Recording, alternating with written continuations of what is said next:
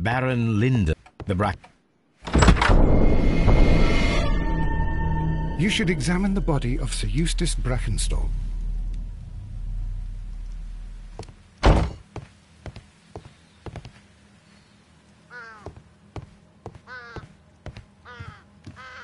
Antique hunting weapons.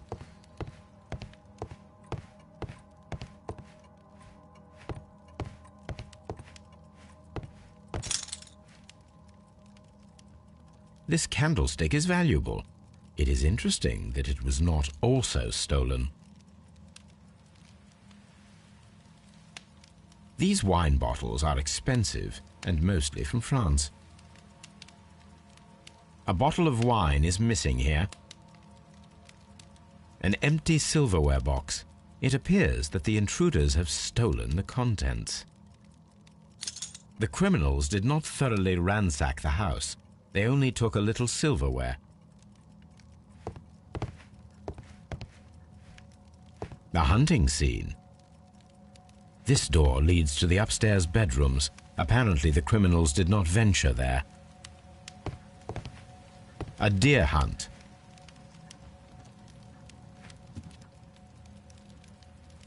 Sailor's knots. That's interesting. This rope was handled by the murderers. We need a scent hound to follow their trail. I will take it with me. This is the chair that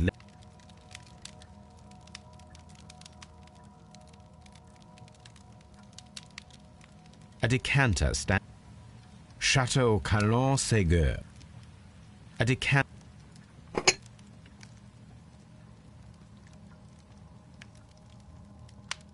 There is beeswing at the bottom, as if the wine had not been decanted before being poured.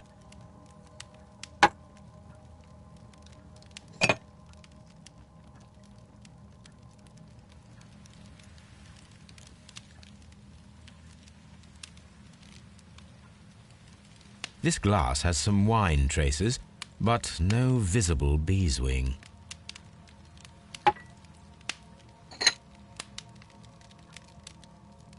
This glass has some...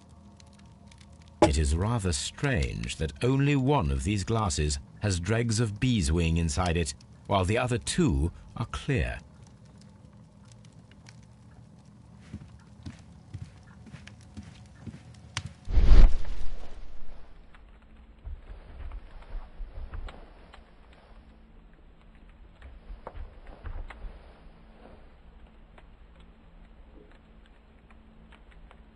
It appears that the bell rope was cut by someone taller than me. So, Watson, what have you learned from examining Sir Eustace's body? Well, I can confirm that the death was instant. Sir Eustace was facing his attacker when he received the blow to his head. There are no other apparent injuries. A fur trader's cabin.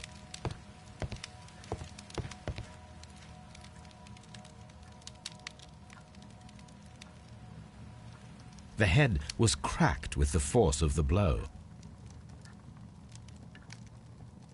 That must be the murder weapon. Quite a large stick, a formidable weapon. Quite a... Barefoot. He had therefore been in bed and did not have time to fully dress.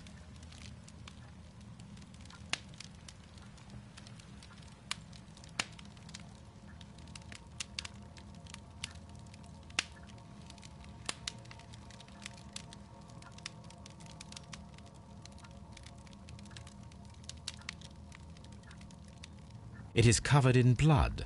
Sir Eustace might have struck his head upon it while falling from the blow. That is one possible explanation.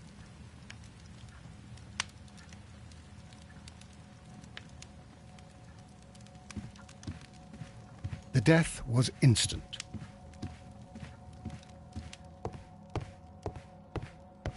The hunting scene.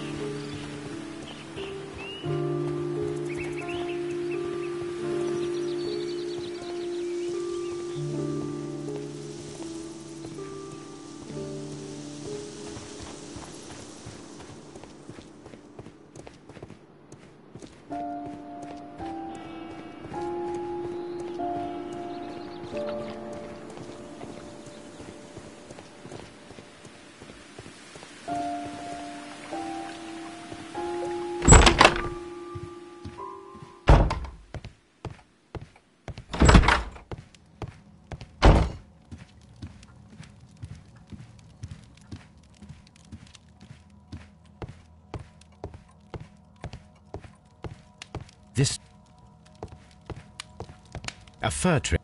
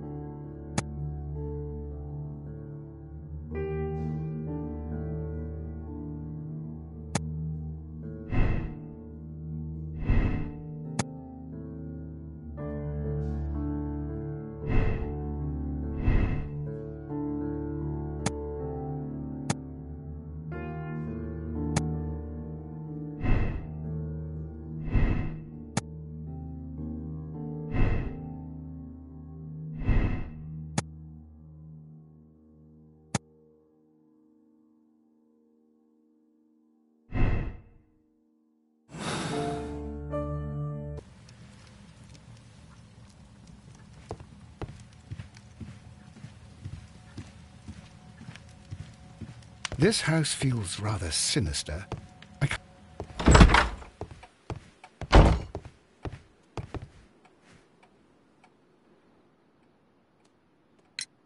What do you know about Sir Eustace, Inspector?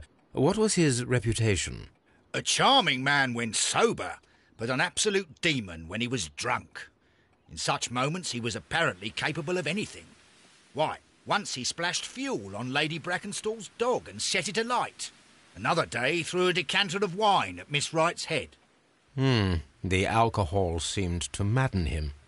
To the point that we were forced to intervene several times to avoid a scandal.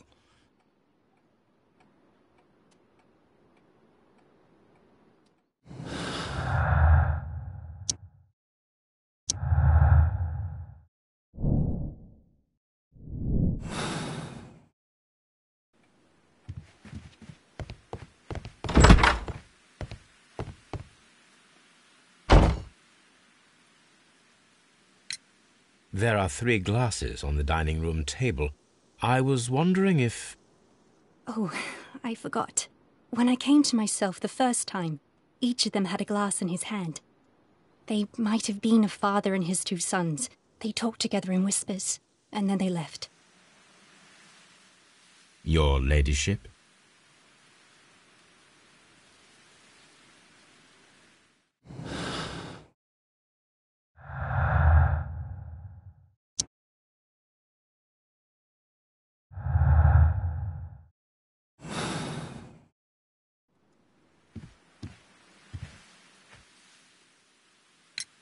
Sir Eustace's doctor speaks of his violent behaviour. Yes, Sir Eustace was an extremely violent man. A detestable human being, to be more precise. It is true that he once threw a decanter at me, and all because I dared to stand up to him in defence of my mistress. Sly devil. God forgive me that I should speak of him so now that he's dead. But a devil he was, if ever one walked the earth. We met him only 18 months ago. She'd only just arrived in London. Yes, it was her first voyage. She'd never been from home before.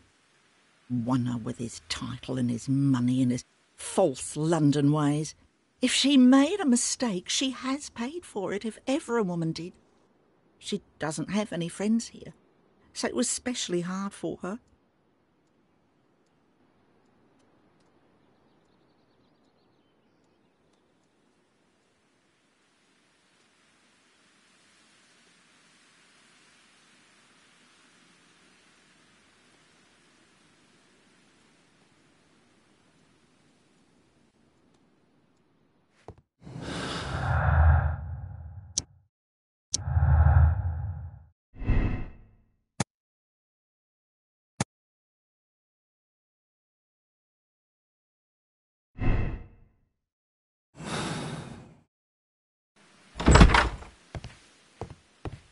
Oh, what a horrible thing to have happened. I've searched outside for footprints without any luck. This case is a simple one.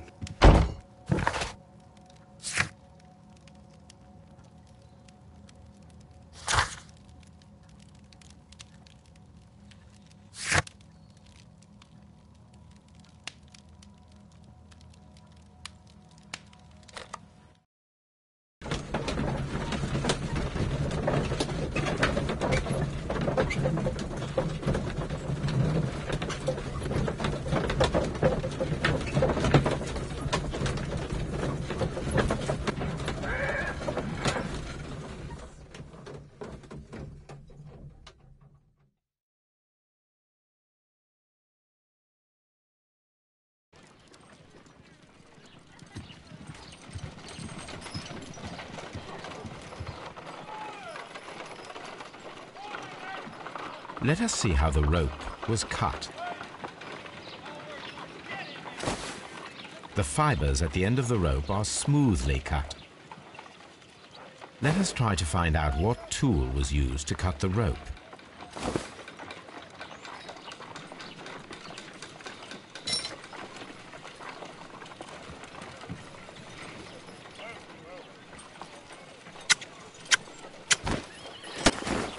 The fibers from this cut appear to be different.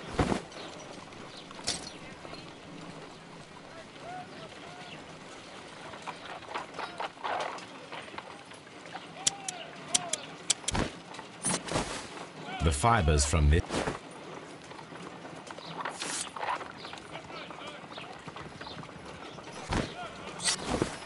If I cut the rope with a knife, it matches the original.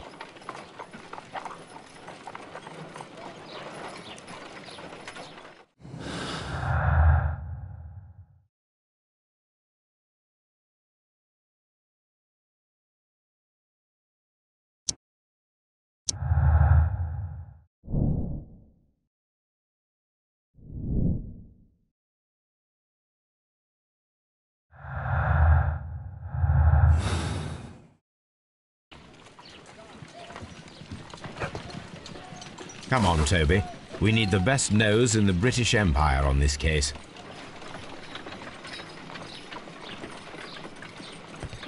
Someone should take Toby for a walk.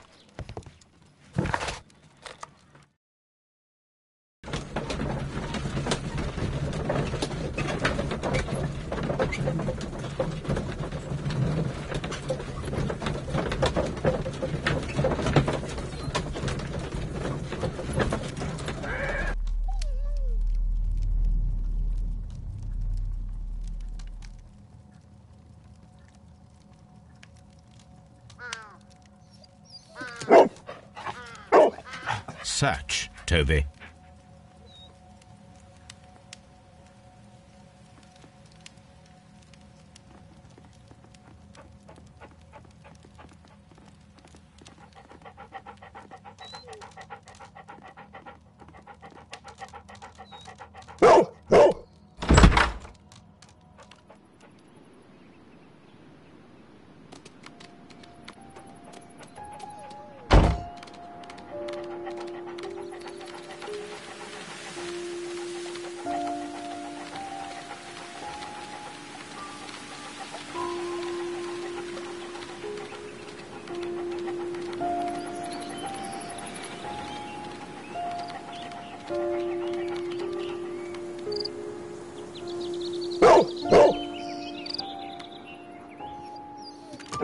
The intruders entered the shed for some reason when they were making off with the silverware.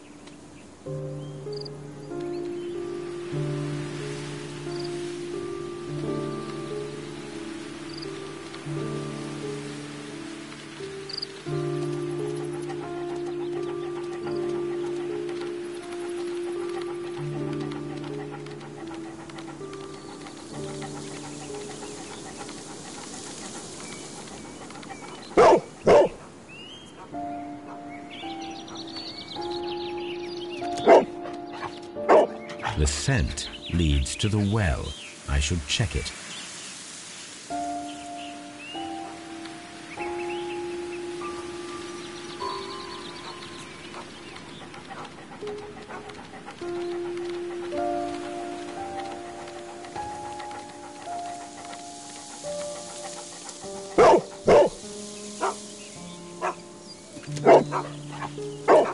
The intruder's trail is lost behind this wall. The criminals left the house through the French window. They walked to the shed, then across to the well, before fleeing by climbing over the wall. I wonder why they chose such a winding route.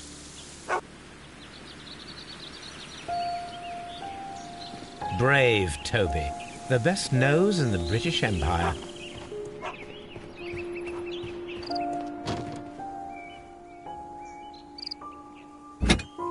This hook might be useful. Bags of seed. Some empty bags were recently moved.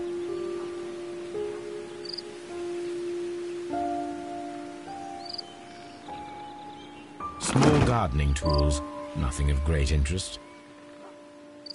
This old suitcase sounds hollow. It must be empty.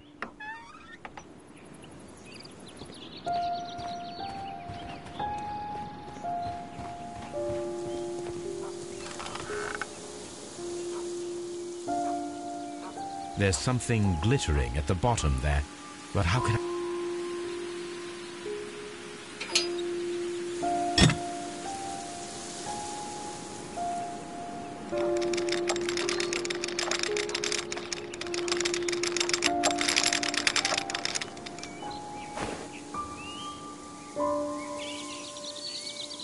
Silverware. This is hardly a coincidence.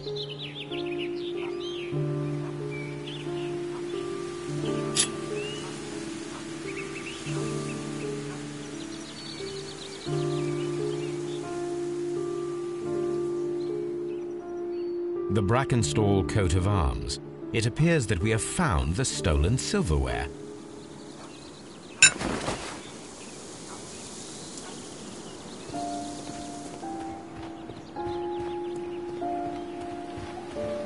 The intruder's trail is lost behind this wall.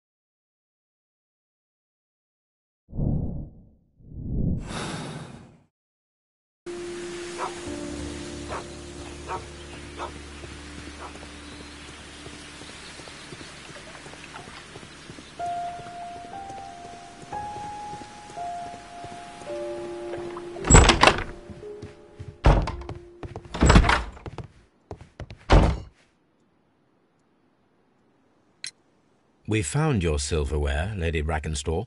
It had not been taken very far. Is that true? I am very thankful to you, Mr. Holmes.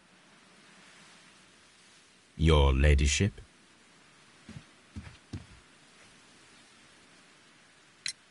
We found your mistress's silverware. Oh, that's good news. You really are as clever as they say. Indeed.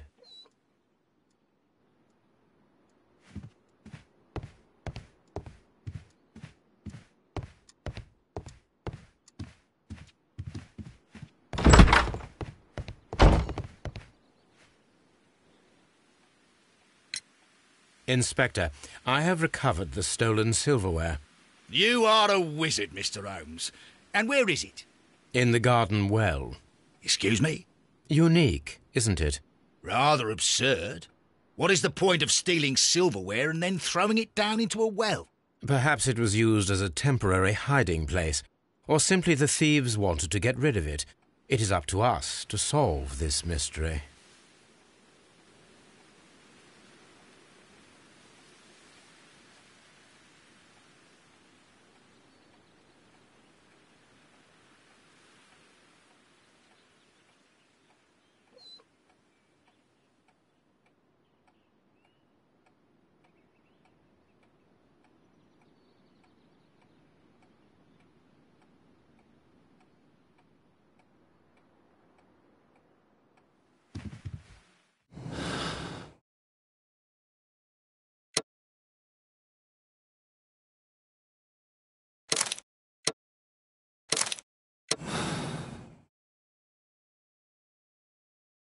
Ladies, I know the full story.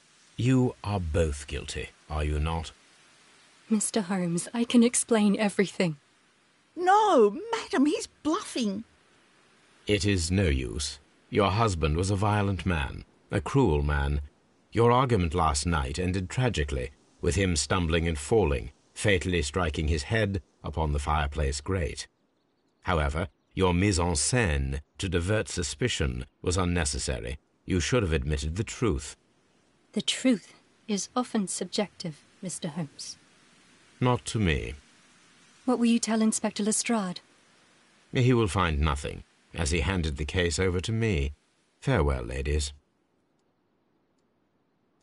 Inspector, I'm afraid that the murderers have escaped us. What? Do you mean to tell me that you failed? Never thought I'd live to see the day. I mentioned the murderers, not the case. It is obvious that the crime was committed by 3 criminals who cannot be the Randalls. You really think so? You only need to find a gang of 3 thugs wandering around. I can trust you to do that. If they exist, I'll catch them. You'll find someone, I have no doubt of it. Goodbye, Inspector.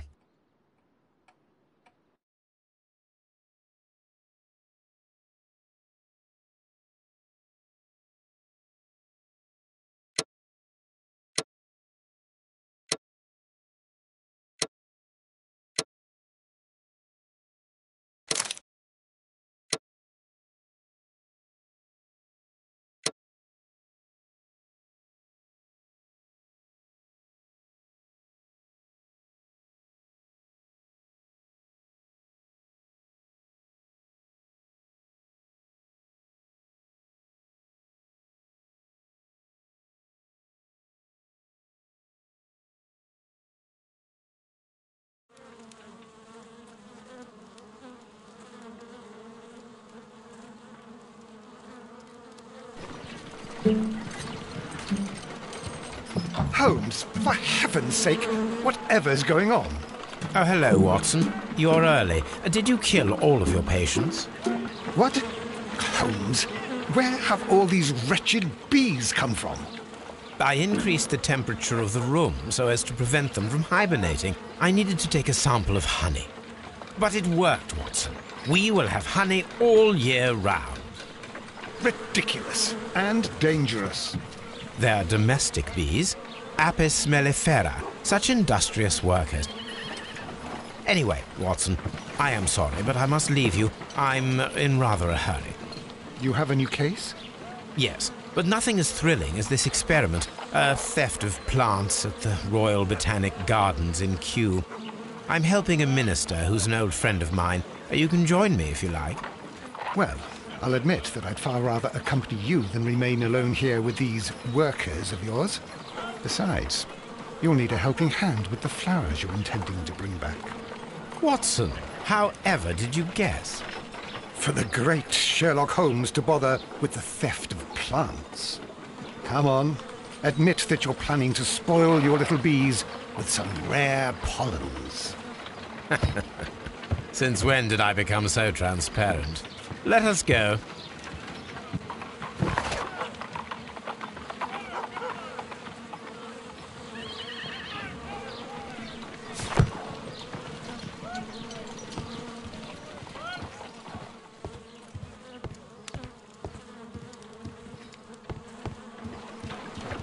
Well, I'll admit that...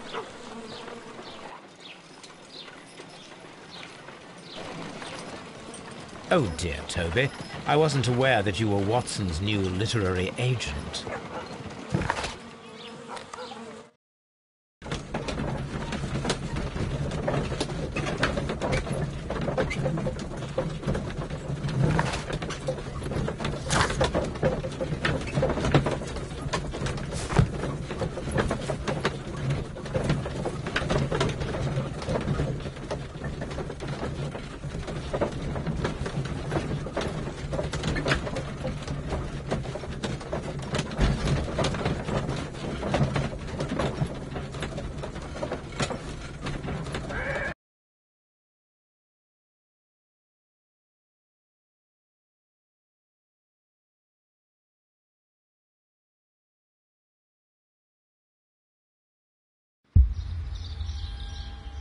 Well, Holmes, here we are at the Royal Botanic Gardens.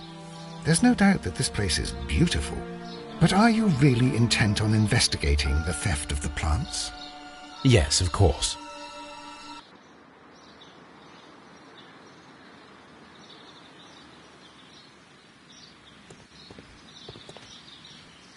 Don't touch anything else, is that clear?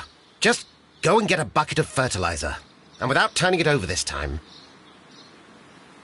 Good day to you, gentlemen. How may I help you? If you are here for a visit, please do come back on Sunday. I am afraid that it cannot wait.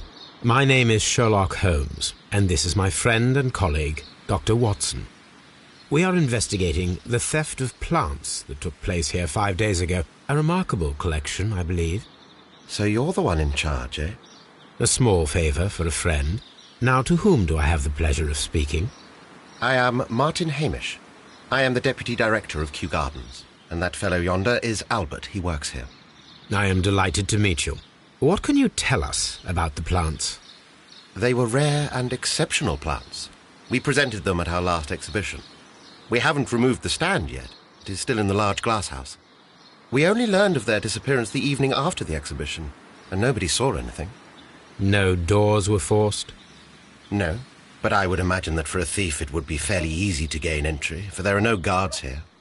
Well, if you don't mind, we will take a look. Now, you say that it is in the large glass house. Yes, the one just behind me. Just a second, since Albert has nothing else to do. Albert, show these gentlemen where the exhibition was held. How many people work here? Only myself, but occasionally 2 students, Albert, whom you have met, and Miss White.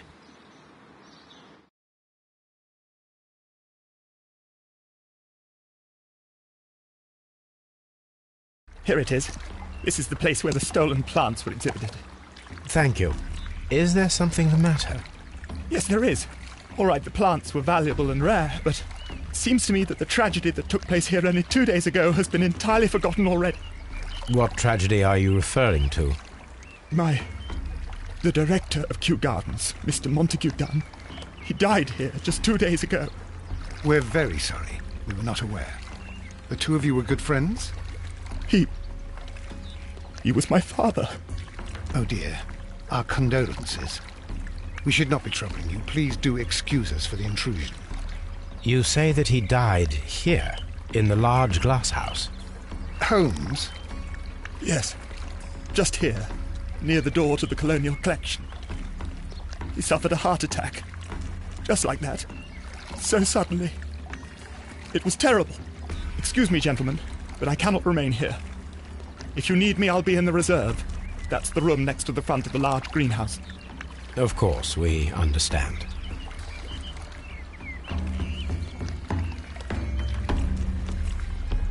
What should we do next, Holmes? Do not touch. The plants were here. All of them were stolen.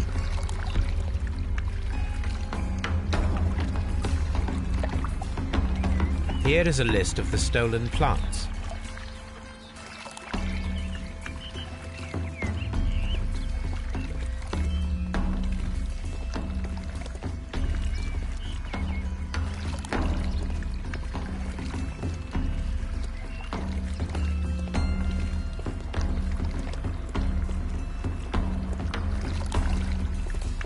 According to Albert, this is where his father, Montague Dunn, was found dead. Blood. Fragments of a flower pot. It fell down here.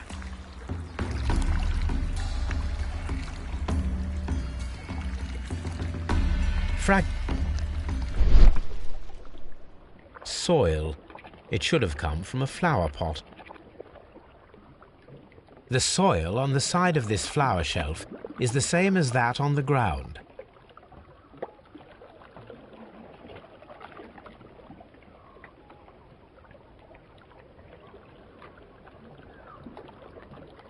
This pot was broken fairly recently. A flower pot recently fell down from these shelves and was misplaced.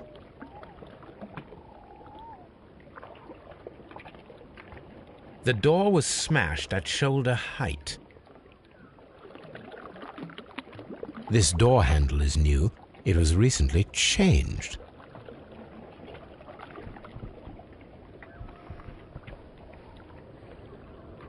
The esconsson was breached near the handle. The door was forced from the inside of the Colonial Collection Room. The handle was changed afterwards.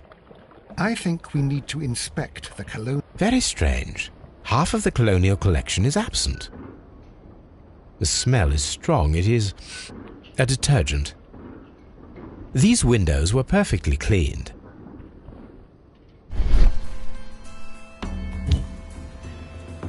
This broken fragment was the result of a heavy blow.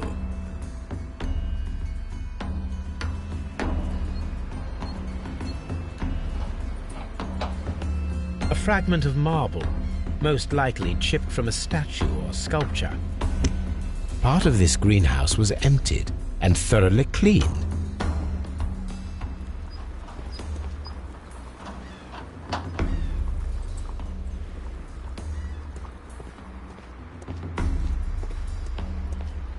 According to this, they have light and moisture control in some parts of the building.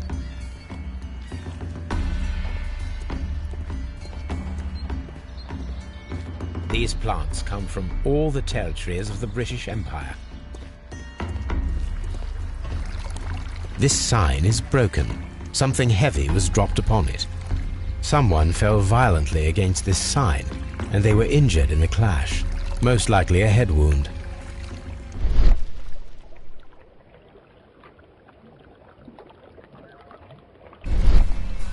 The traces are thinner in some places. These boot marks are fresh. It appears as though someone was dragging their feet. The footprints reveal that someone staggered here. All the clues around here are quite suspicious. I need my imagination to make sense of it all.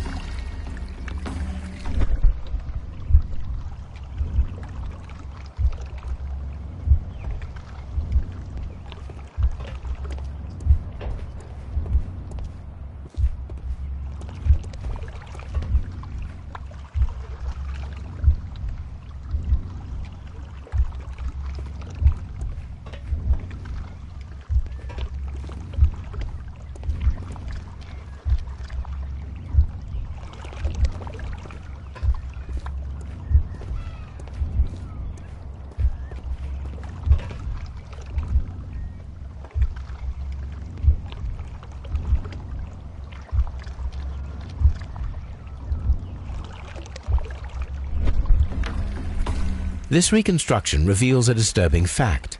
Montague Dunn damaged the door of the Colonial Collection Room. He was in a panic, or the door was locked. Was it an accident, or a murder then, I wonder?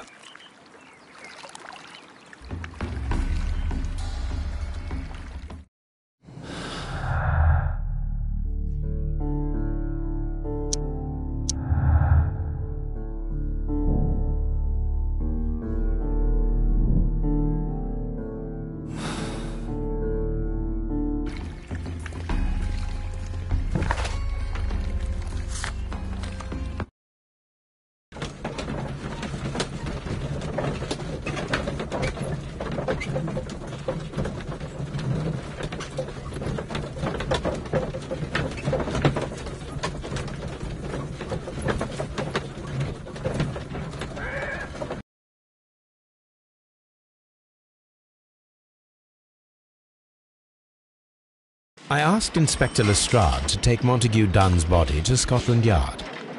It's ready for autopsy then.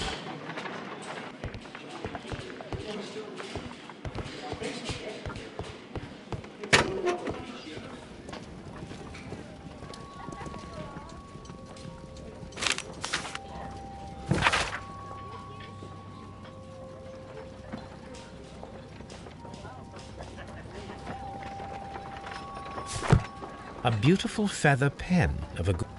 This watch is of great value.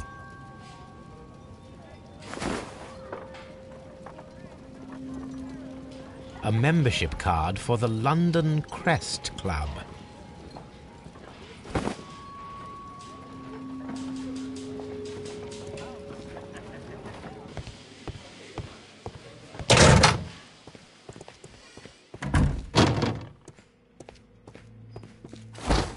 First of all, let us carry out an external examination. There are no suspicious marks upon the chest. Let us finish our external examination so that we can proceed with the autopsy. There is an injury to the skull, most probably caused by the fall in the water lily greenhouse. The vessels and the pupil of the eye appear quite normal. The air from the lungs carries a faint floral aroma.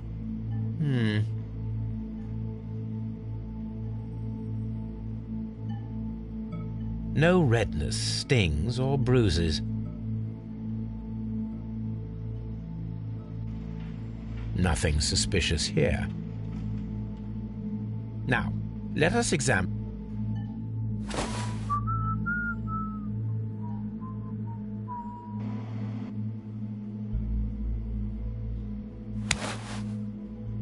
The heart's blood vessels show no pathological signs.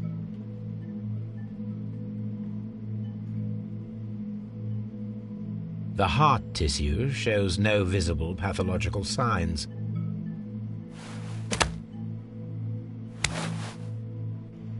The lungs are congested and edematous. The tissue on the inferior lobe of the right lung is damaged, most probably caused by toxins from an unknown plant.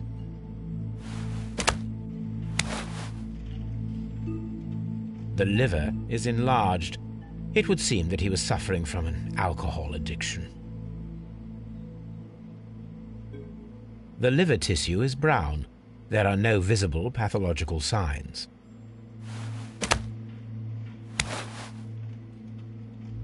The stomach tissues show no visible pathological signs. There is a small amount of content. It appears that he breakfasted lightly, only a short while before his death.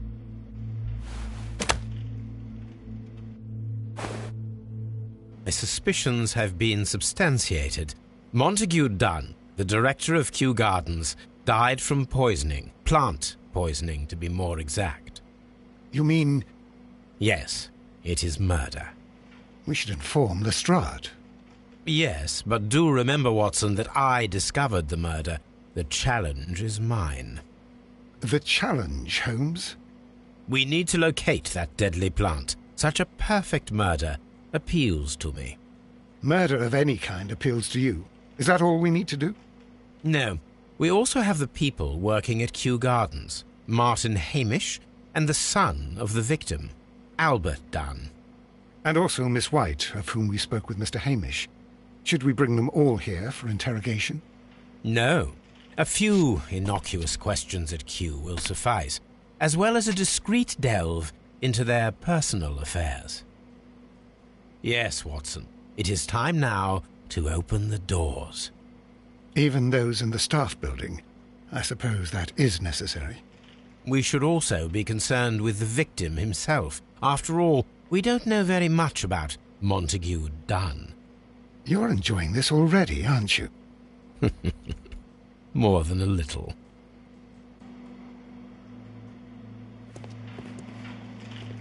What should we do next, Holmes?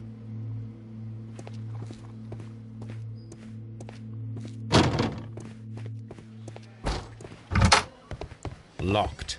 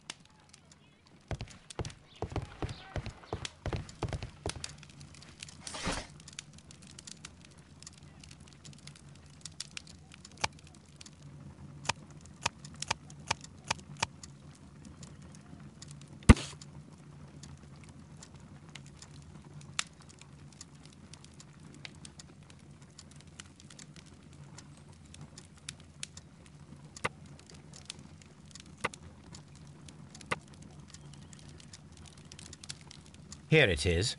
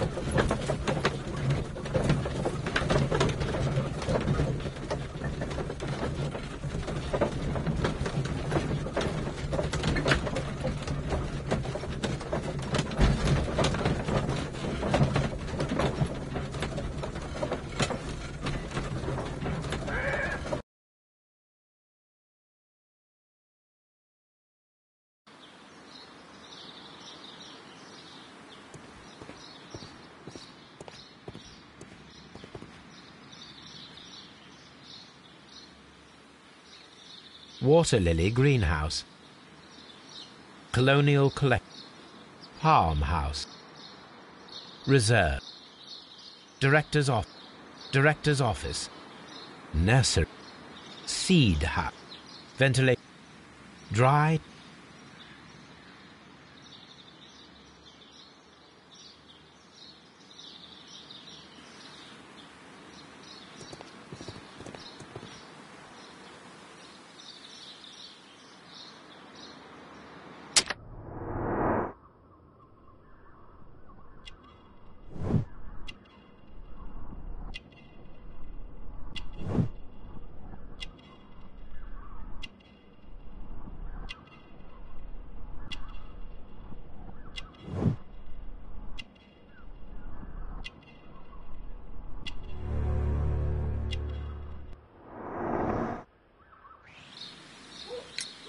Mr. Hamish, can you explain to us what happened to the Colonial Collection?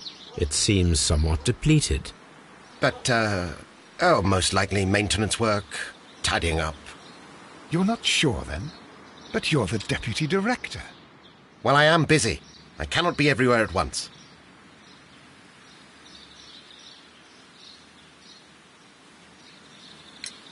Albert told us about the tragic death of Mr. Dunn, the late director of Kew Gardens.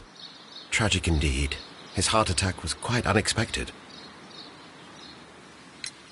As deputy director, how was your relationship with Montague Dunn?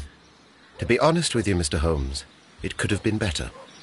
You see, every Tuesday he would carry out his inspection of the gardens, but it was solely to make an impression, great pretense that he cared at all.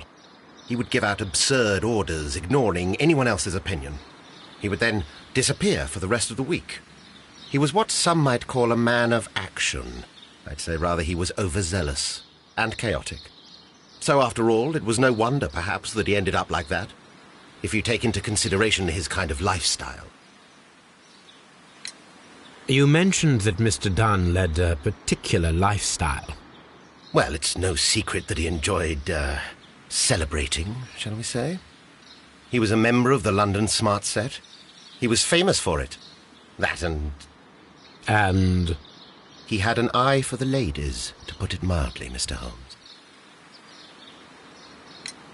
Tell me, Mr. Hamish, do you grow the more deadly variety of plant here? You mean insectivorous? Yes, but nothing larger than that. Thank you, Mr. Hamish. We shall continue our investigation.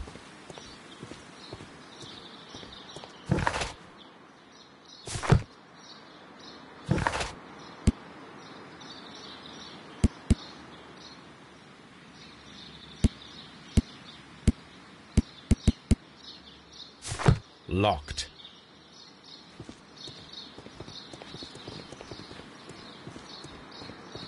Locked.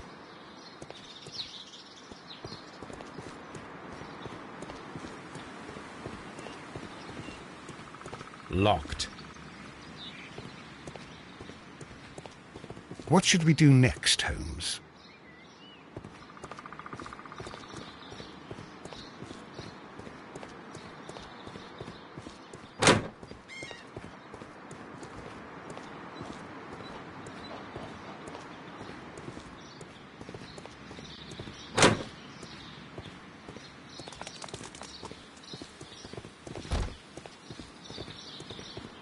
Locked. Locked. Locked. There is a smell of burning.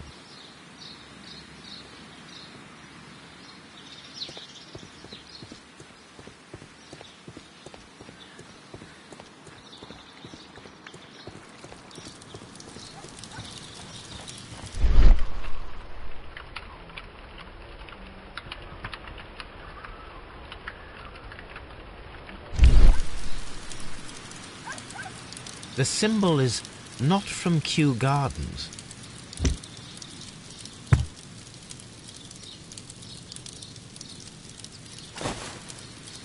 A protective mask. Someone set it alight, but it did not burn. The remains of a picture frame. A broom handle. The plants were set alight fairly recently. A door handle? Why would anyone throw such... The door handle to the colonial collection and that of the fireplace are made of the same material.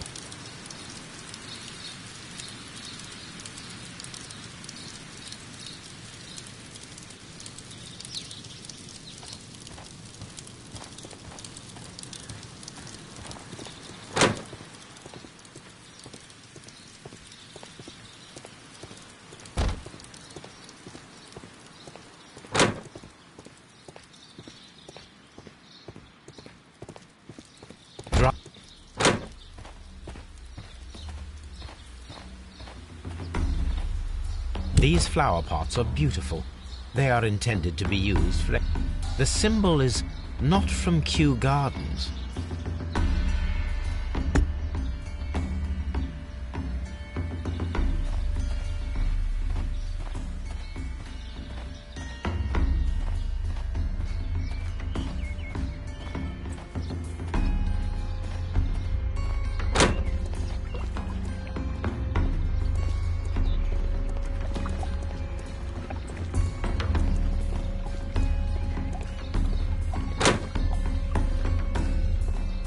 According to this,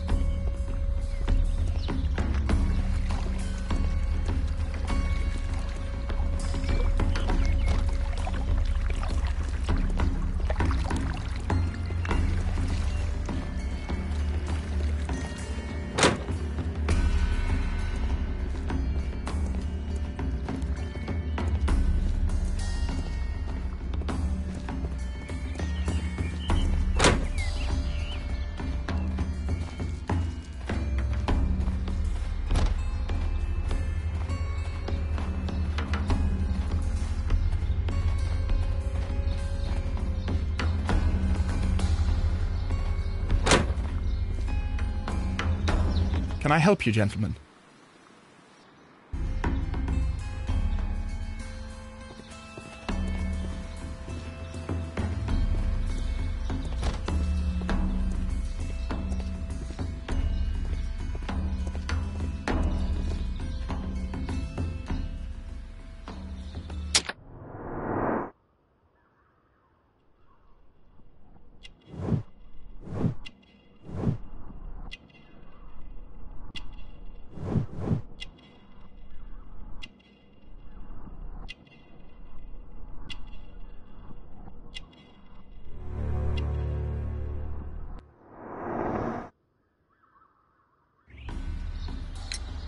who is Miss Margaret White? Ah, she is the young lady who studies with me. She visits here sometimes to help out with the greenhouses. In fact, she should be here today. She wanted to work at the seed house. That's the small greenhouse across from the large glass house. Do you work here? Yes, but part-time only, for I'm also studying botany at the University of London. You're following in your father's footsteps, then. That is commendable. Well, even if botany is not my strongest suit, there are people who say that I could be a good manager. We noticed that a part of the colonial collection has been cleared. Ah, at the moment I'm just dealing with the storage room. I don't know much about the other rooms. I imagine that your relationship with your father may have been a strained one. Yes. I cannot say that he was a kind man, for he never listened to me at all. He forced me to work here. But now, after his death, I've been pondering it over. Perhaps he wasn't so wrong about me after all. I have to follow his path. I have to manage Kew Gardens. And I can do it. I can be as good as any other who works here. Would you please tell us about Martin Hamish, the Deputy Director? Well, I have to tell you that Mr. Hamish is not and has never been the Deputy Director of Kew Gardens. My father would not have tolerated it. Indeed? That is most interesting. He told us that he was. Yes, because he believes that the management should be passed down to him now that my father is dead. But in actual fact, Mr. Hamish only has the honour of being the garden's longest-serving employee. In fact, if we are to think logically at all, it should be me who takes over the management of Kew Gardens. Do you not have a good relationship with Mr. Hamish? I suppose so. But we have very little in common. Mr. Hamish loves his plants and Kew Gardens, and I cannot say that I share his passion. I see. And how was his relationship with your father? Oh, he hated my father. It was obvious. He would be furious whenever my father boasted of Kew Gardens in the newspapers or at conferences. He was convinced that my father was stealing all of the credit for himself. But my father treated Mr. Hamish in the same way as he treated anyone, dismissively, with indifference. Do you hold the keys to all of these locked doors? Yes, you can have them. But I cannot give you the keys to the cloakroom. The employees' effects are private. I am sure you understand. Thank you, young man. We shall see you again soon. What should...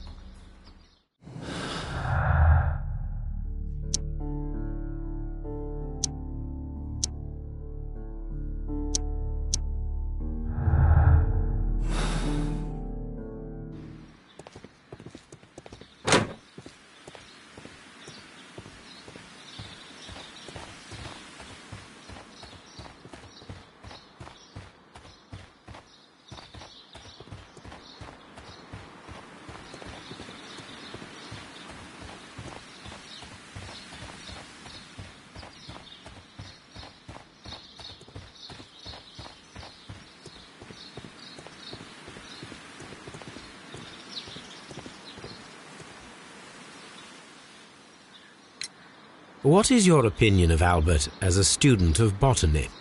He's useless. I often tell him so, and I can only give him cleaning tasks. Botany is not his life's work, and his father well knew it. He was furious about it. He was? Oh, yes. He forced his son to work here, and he never missed an opportunity to criticize him publicly. Are you able to elaborate on that? Well, for example, with our last exhibition here, Mr. Dunn had Albert make a presentation speech. But then, while the lad was speaking, Mr. Dunn interrupted him, asking him difficult questions, making him look like a failure. It was with the intention of making a fool of him, Mr. Holmes. That must have been terribly humiliating. Yes, he was crushed, and he had to leave. Everybody was making fun of poor Albert. That is, except for Miss Margaret White, who is such a nice lady and who always takes pity on Albert. You mentioned a Miss White. Would you tell us more about her? She is a student who works here part-time. She is quite charming indeed. She possesses a great talent for botany. You should take a look at some of her experiments that she carried out in the laboratory. Ah, if only she were not so naive. Why naive? The way she used to flutter around Mr. Montague Dunn. And he couldn't help but be flattered by all her attention. How could an intelligent woman such as Miss White not see through his game? I can only scratch my head and wonder. Thank you, Mr. Hamish. We shall continue our investigation. Locked.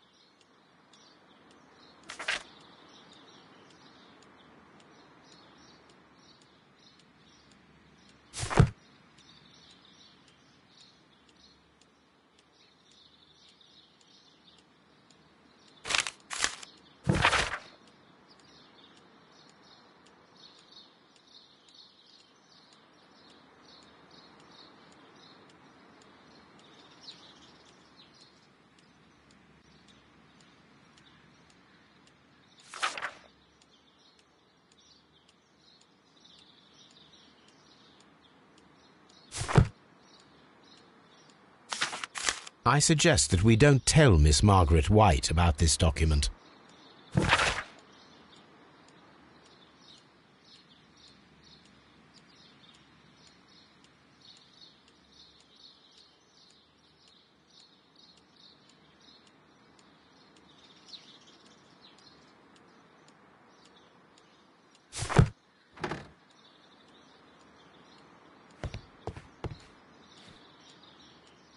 Newspapers discussing Kew Gardens.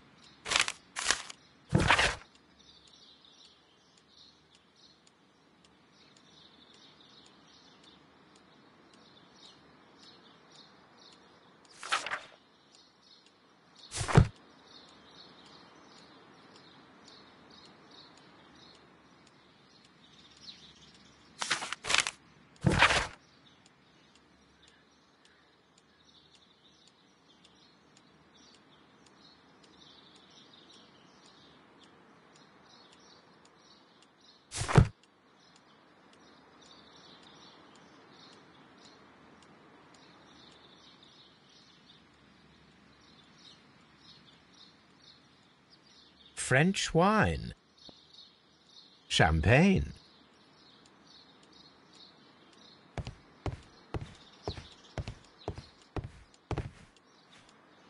A photograph of Montague Dunn and Reynold Hamish.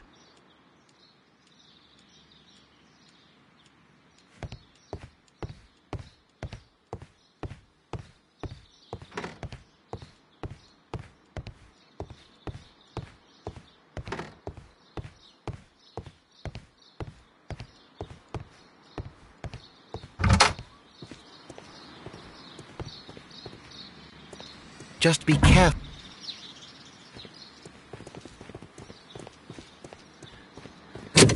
Locked.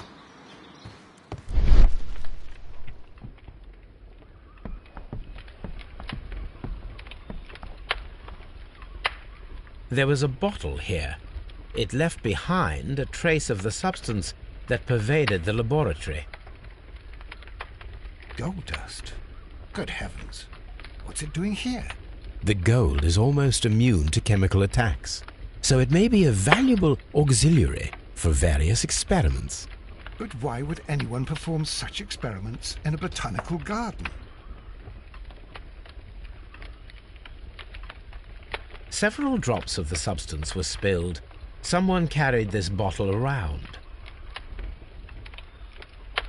Several drops of the substance. The bottle is no longer here, but it is possible to detect a faint scent. We need a good nose.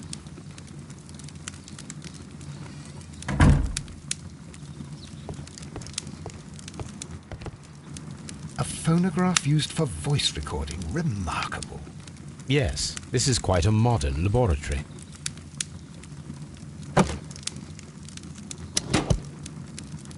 Martin Hamish's perception of plants. The notion of communication in the plant world has long been considered marginal, yet I remain convinced that some plants do indeed transmit chemical signals in the event of attack. A study report by Martin Hamish.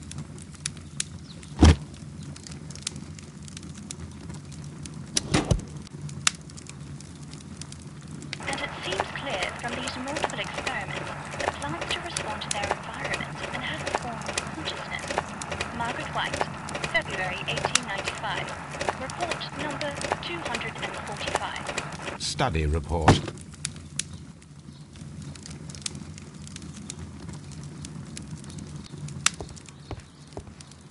This is a table for experiments. It resembles my own. Only this one is kept in good order, Holmes.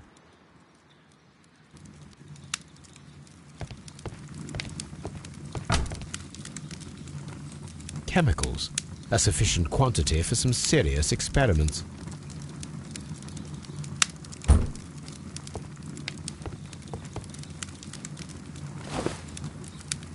A botany book. This student's book belongs to Albert.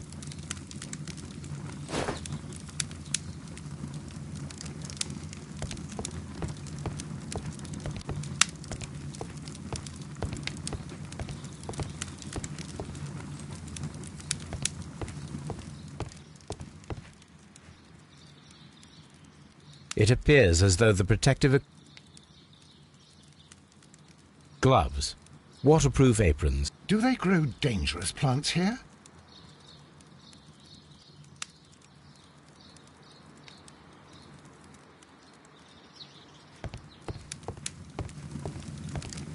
Lock. Holmes, Albert... It does not.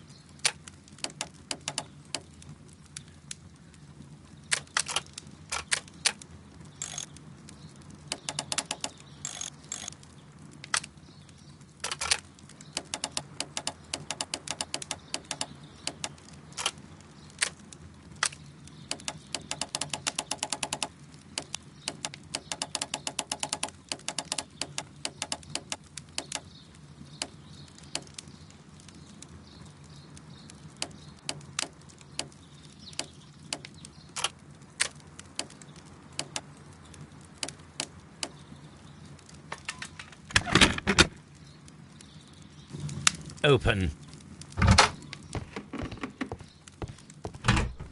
Martin Hamish's locker.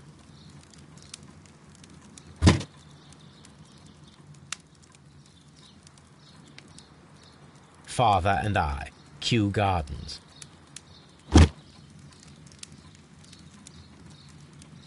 A review on rare and exotic plants. Martin Hamish has written several pieces.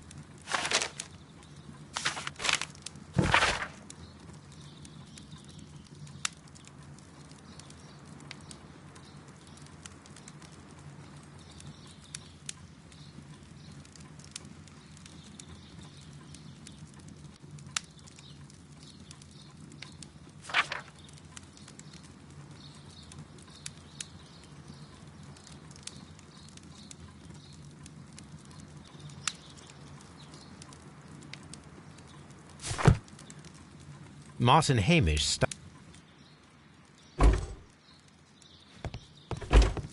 Albert's locker. A rejection letter from the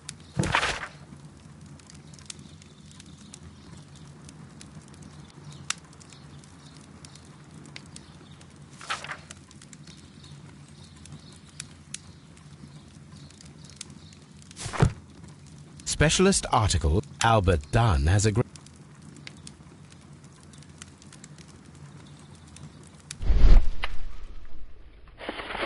young Albert standing with a woman.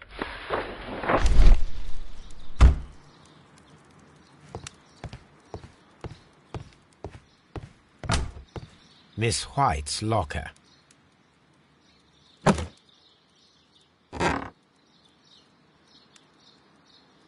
These jewels must be worth a small fortune.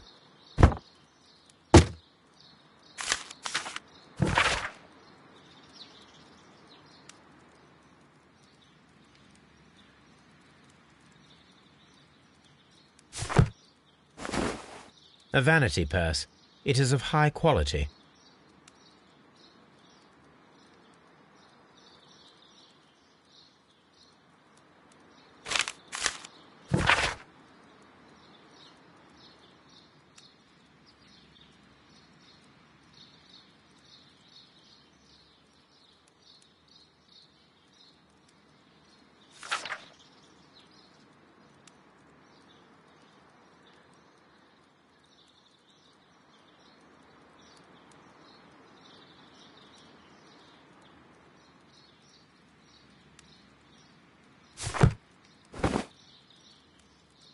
Apparently, Miss White is a capable student. A draft of the letter that Miss White sent to her parents.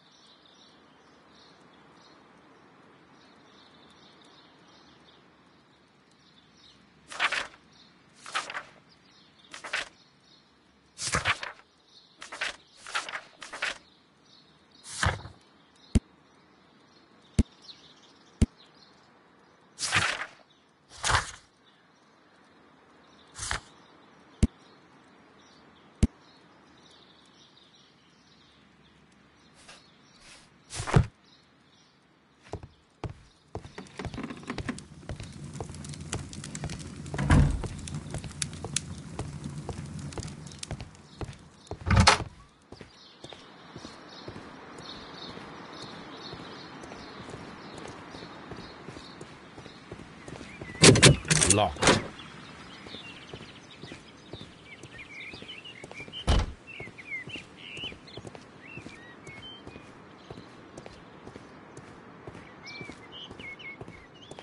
These young plants must be delicate if they are kept.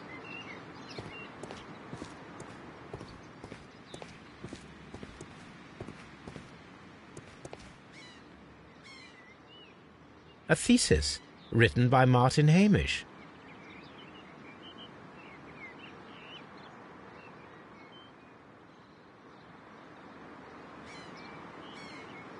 A glasses case.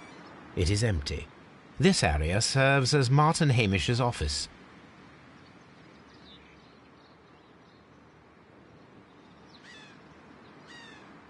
This poster is for an exhibition that Martin Hamish was directing, but it had nothing to do with Kew Gardens. This certificate belongs to Martin Hamish.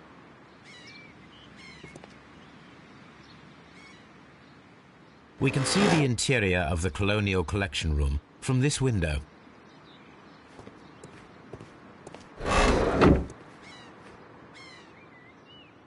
An award presented to Martin Hamish.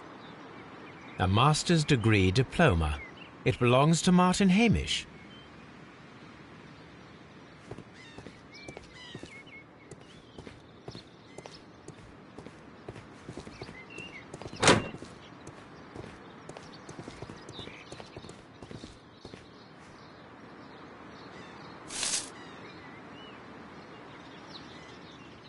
It is a bust. I am curious if the marble that... Here it is. The marble fragment that we found in the Colonial Collection Room is what they have in common.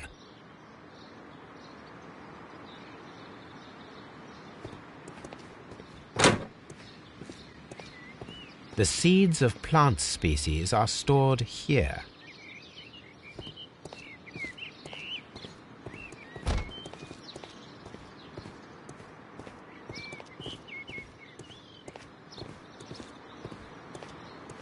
The sea...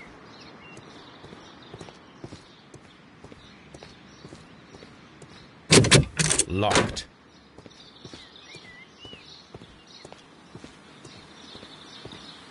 Open.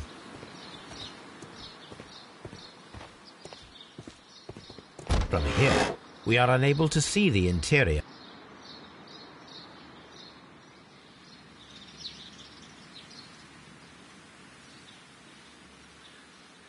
A book about ships. Nothing at all to do. These leather gloves are new and of good quality.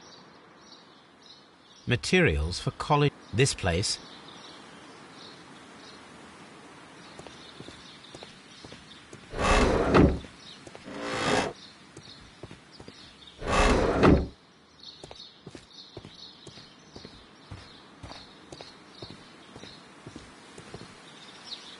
Good day to you, miss.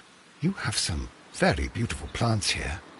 Why, thank you, sir. And good day to you, too. But... Oh, I do beg your pardon. My name is Dr. John Watson. This is my good friend, Mr. Sherlock Holmes. I am honoured to make your acquaintance, gentlemen. My name is Margaret White. Excuse me, but are you Sherlock Holmes, the great detective? Yes, I am he. What a pleasure to see you here at Kew Gardens. Are you working on a case?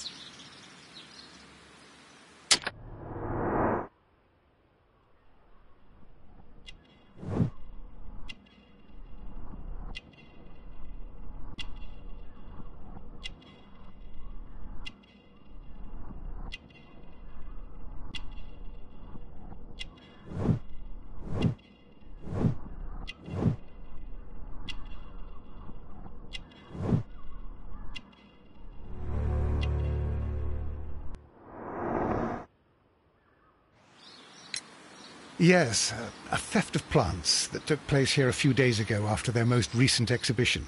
Oh, yes, of course. I quite forgot about that. Oh, it's quite understandable that you might forget about the theft of the plants, miss, after the tragedy that took place here. Yes. The director was a truly good man. It is such a terrible misfortune.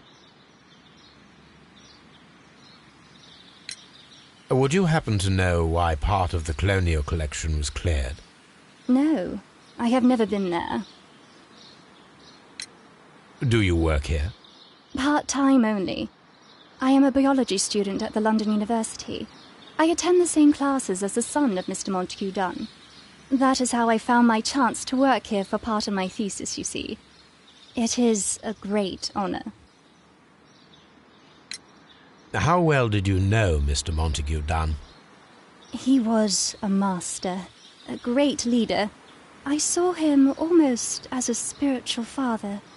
He had an exceptional nature? Oh yes, indeed.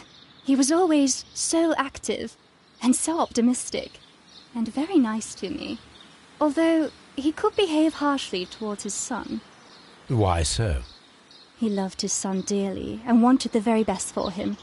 It made him extremely demanding. Albert, who is naturally shy, suffered because of it. Most of the doors in Kew Gardens are locked. Do you have a key to this room? Oh, yes. Albert gave me a set of duplicate keys. He agreed I might carry out my studies without disturbing him. It is only temporary. Thank you, miss. None of the 3 people who work at Kew Gardens know why half of the colonial collection was cleared. So, someone is lying. It is obvious.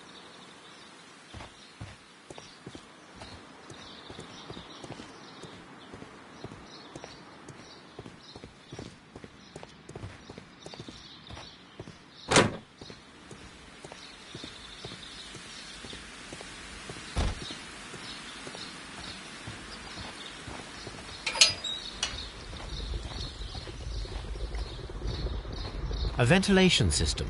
It should regulate the temperature of the staff buildings.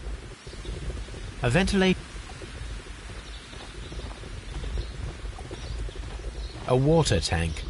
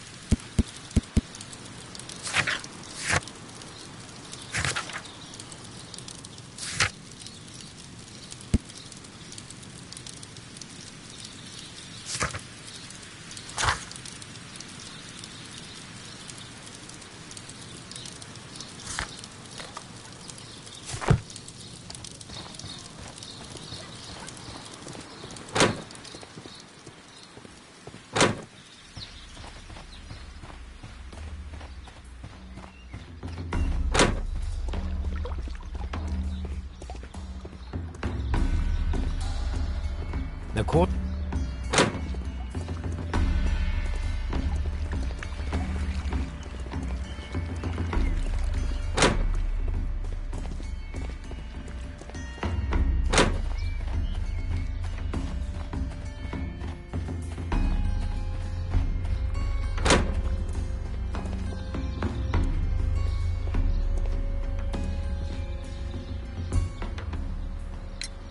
I perceive that you are passionate about the Royal Navy.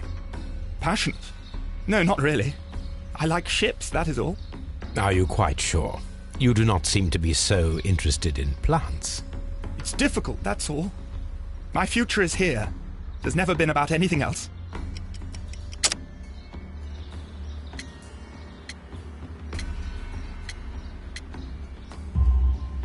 And yet I know that the Royal Naval College rejected your application. Ah, you truly are as clever as they say. Yes, that's correct. And in fact, my father was strongly against the idea. He did his best to ruin my plans, although I almost did succeed. But my dreams were shattered, Mr. Holmes. Thank you, young man. We shall see you again soon.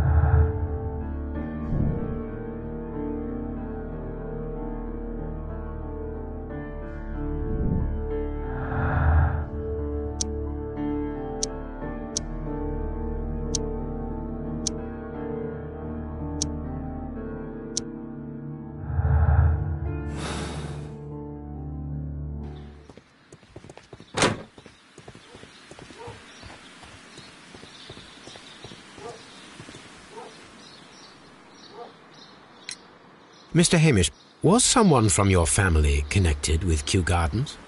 Family? No. I'm the only one with a passion for botany.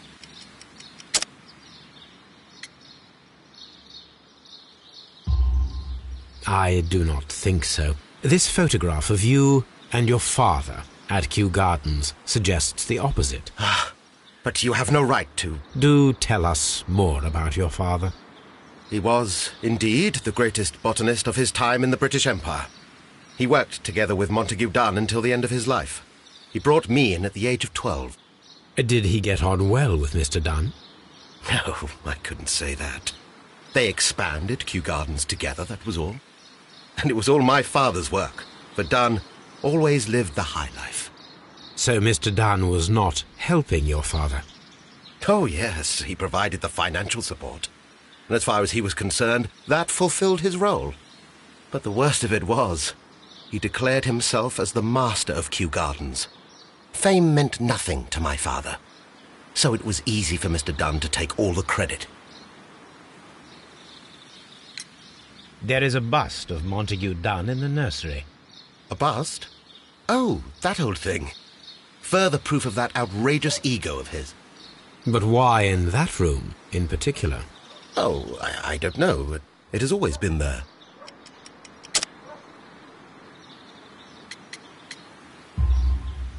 It is strange, because I recovered a fragment of the bust inside the Colonial Collection Room. Really? Oh, well, so I am mistaken. It ought to have been removed during the clean-up. This room is so small. Do you know who moved it? I have no idea. Surely Mr. Dunn requested it. Do you have any more questions like this? Because fragments of rock are not my responsibility. Evidently. Thank you, Mr. Hamish. We shall continue our investigation.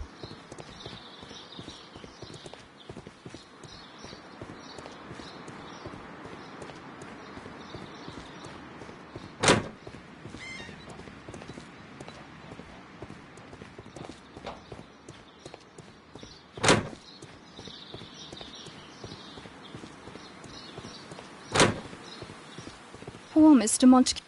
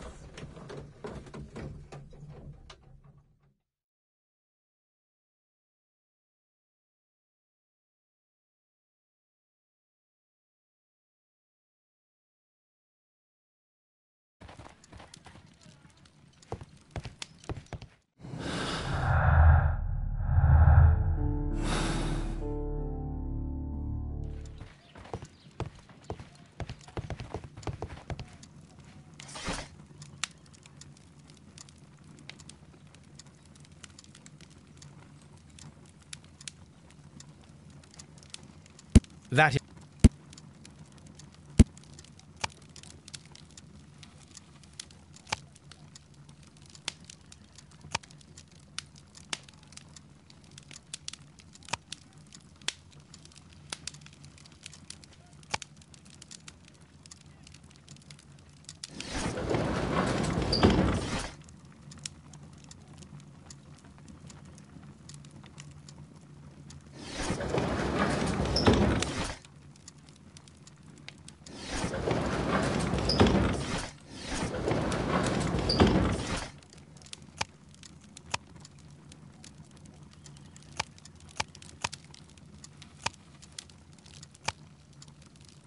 That is not the one I need.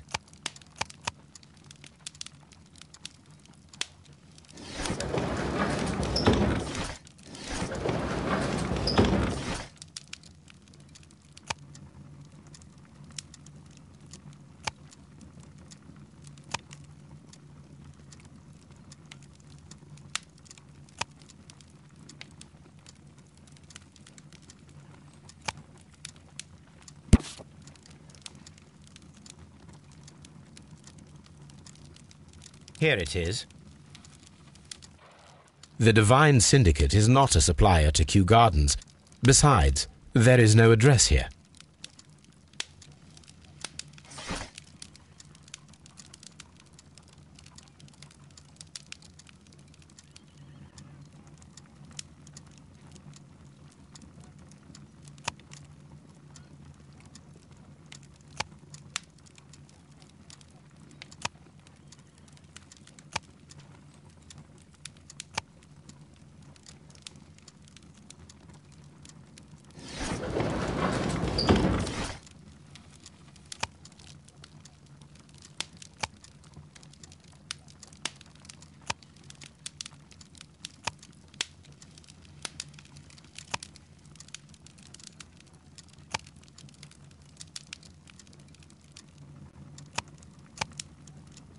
That is not...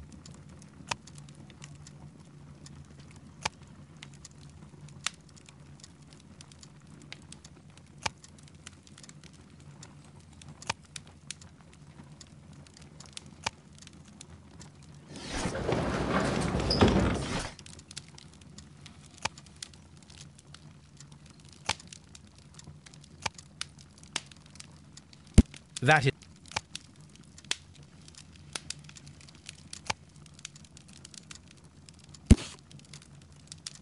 Here it is.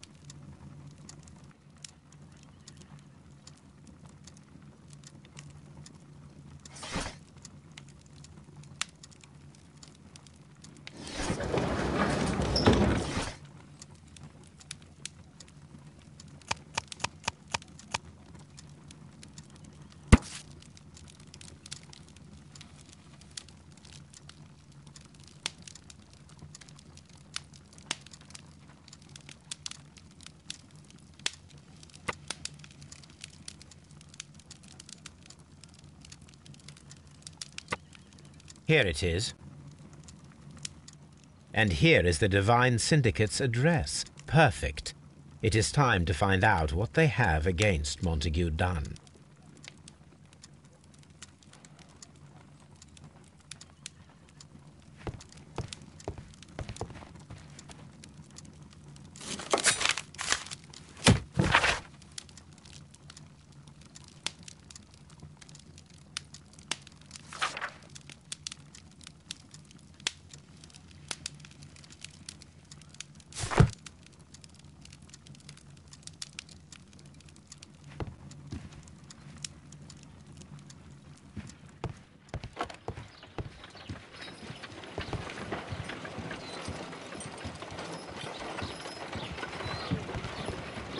Come on, Toby.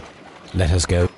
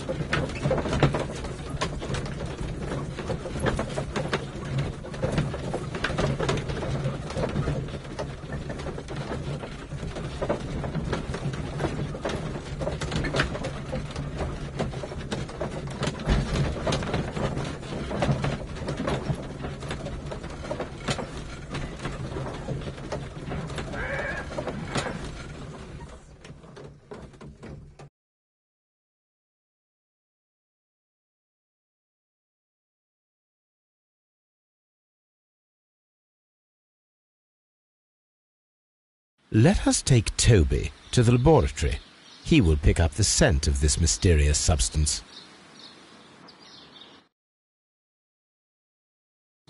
Search, Toby. Search.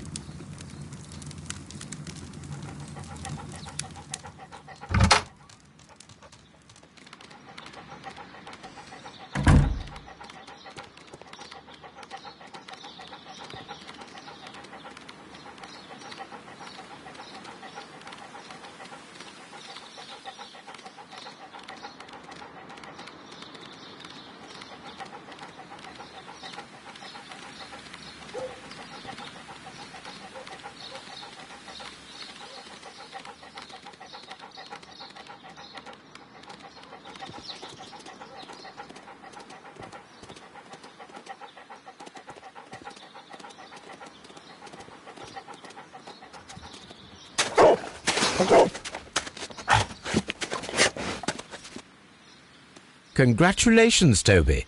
Now let us see what you have found. This is the bottle that was used in the laboratory. It was buried here.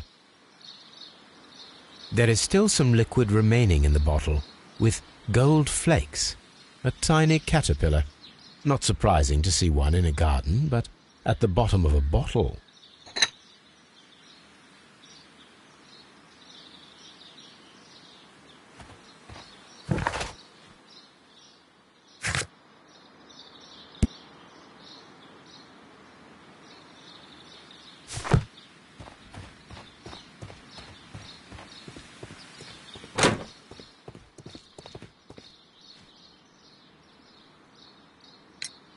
Tell me, have you ever heard of the Divine Syndicate?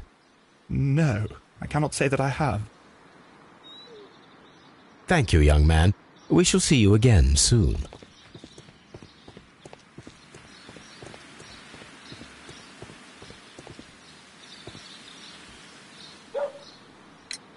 Are you aware of the Divine Syndicate? The Divine what?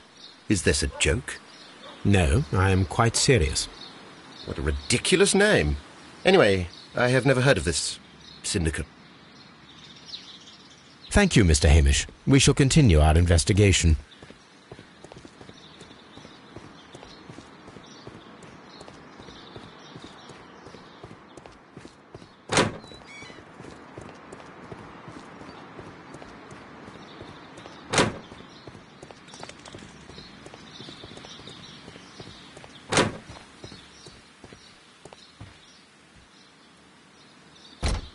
The Divine Syndicate.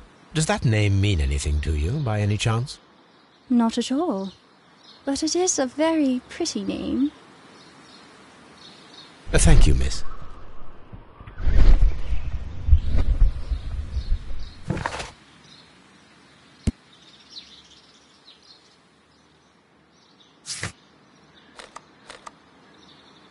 If I go there, Toby will wait for me in the cab.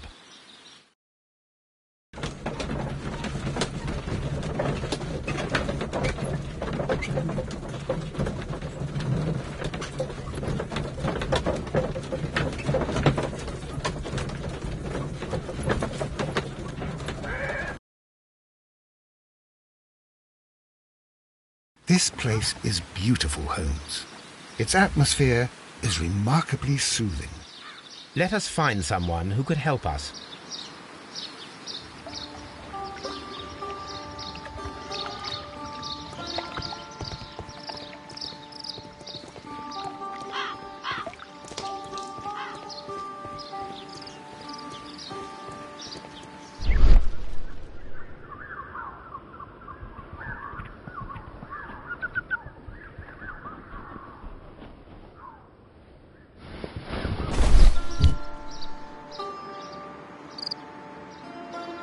The Kew Gardens symbol.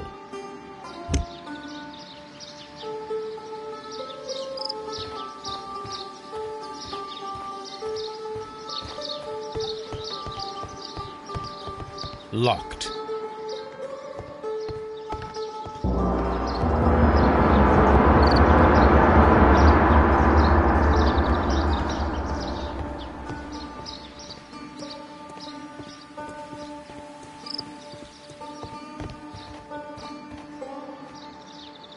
Good day to you, sir. My name is Sherlock... I am exalting the sap. A while can you wait? From the trace of elements and, moreover, from the quality of the ambient geotropism it depends. Therefore, please, mind my gravitropism. Its balance. Do not disturb. Disturbed is most definitely the word. There. Completed is the symbiosis. Welcome you are. To introduce myself I shall. I am the Green Grand Mystic. The Green Grand Mystic? Himself? This is me. Who am I speaking to? We are two gentlemen who are extremely interested in the vegetation philosophy that is advocated by this establishment. Listening to you, I am.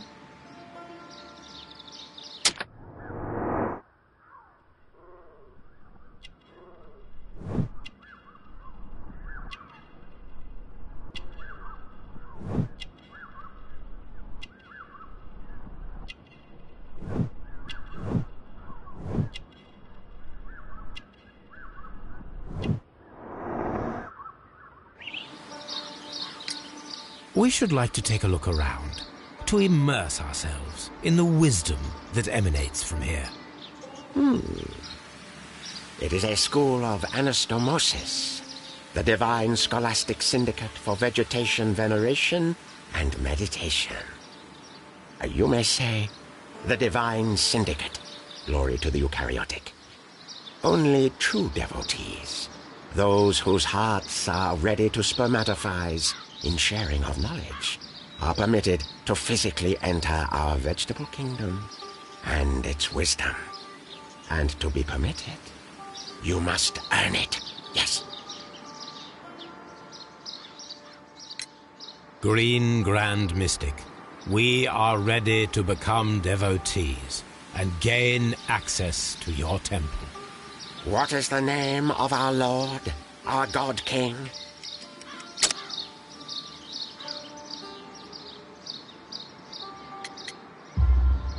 Our God King's name is Treewan, Green Grand Mystic. Oh, la! Good, good, I like you. Here is the holy key to the wisdom place. Holy donation can you make whenever you so wish. Thank you so much. I pray you to taste our fertilizer substance. From the burdens of life it helps to free. Raw sap, it is called. Do you have friends at Kew Gardens? None. Not worthy there.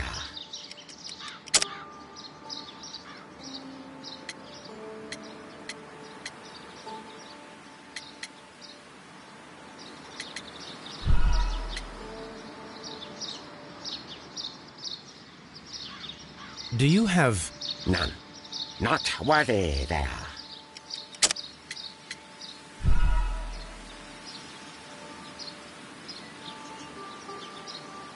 None. Not worthy there.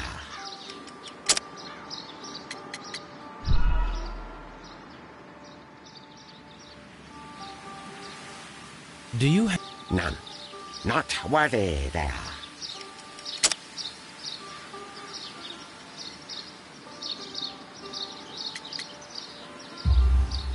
Nevertheless, we have seen Kew Gardens flower pots in your yard. How could they happen to be there? What? Our sacred place you permitted yourself to search? Oh, really now? There was a theft of plants at Kew Gardens a matter of days ago. No. Those plants were ours. They... How so? Their director, Dump, I believe. Done. Yes, that's what I said.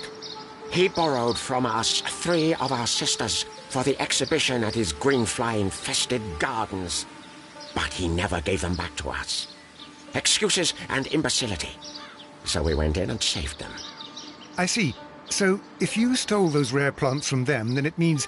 Ah, I get it. Bravo, Holmes. I think the case is solved. No, we did not steal. We saved. Well, as a matter of fact, we were unable to find our 3 plants. I beg your pardon. And yet you took all of the exotic plants from the stand. They had disappeared. It was the least we could do. They stole our sisters, and so we stole theirs. Well, we will leave you to your meditation.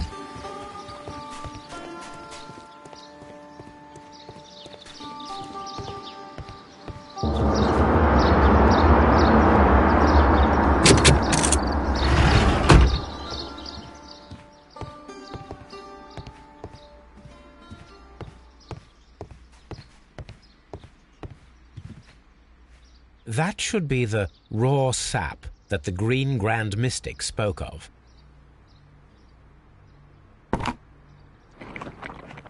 It is rather delicious, and of an excellent quality.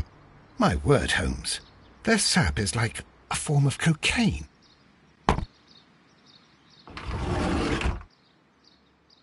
This...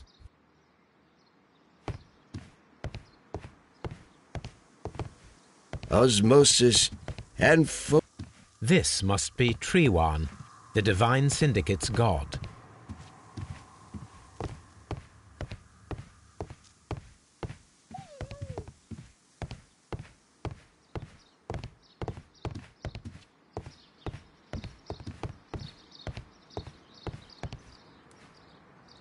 The list of plant friends and benefactors, lawyers, well-known manufacturers, political leaders. This door is locked.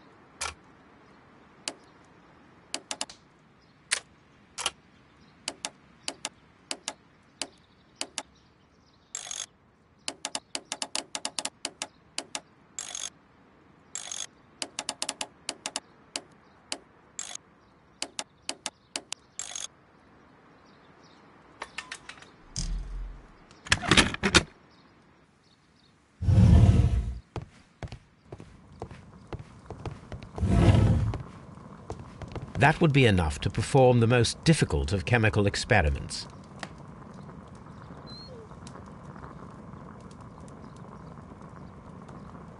This cabinet is full of chemicals, They are the same as the one...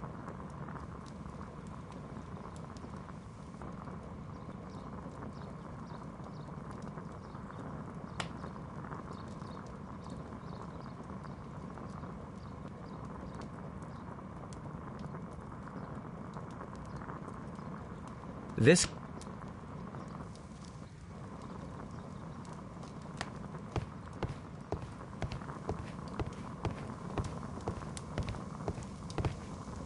A vast amount of opium.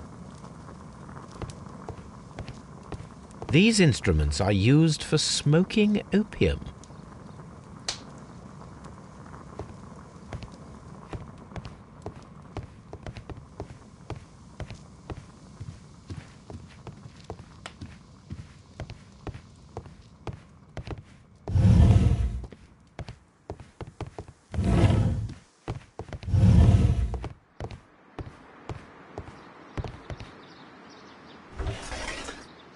A tropical plant.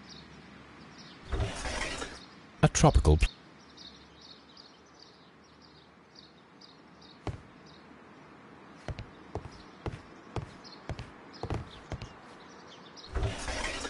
A tropical plant.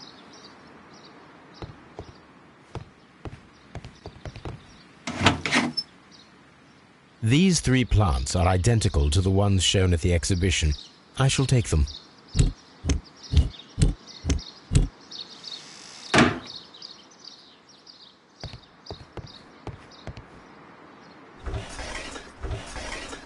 A tropical.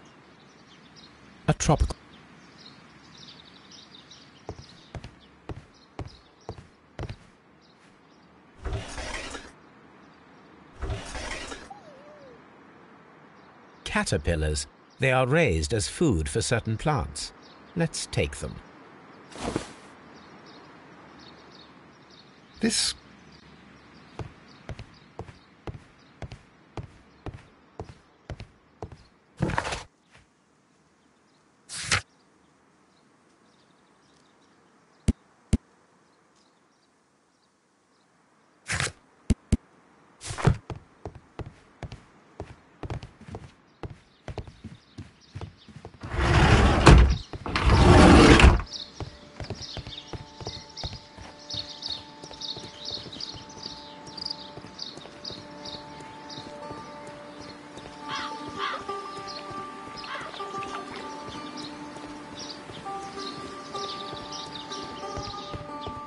Follow my path, and better you will feel.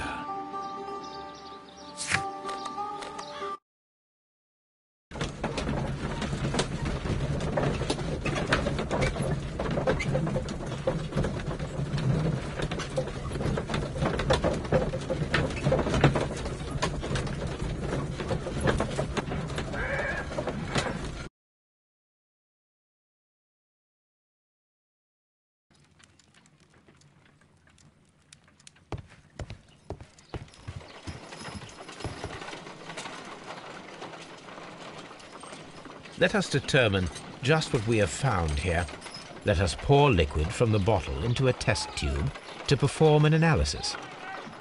This is the bottle that...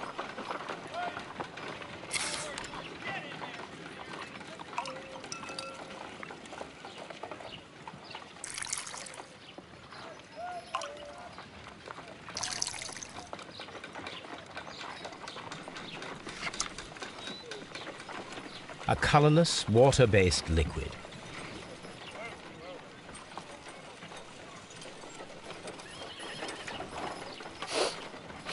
Quite a strong floral aroma.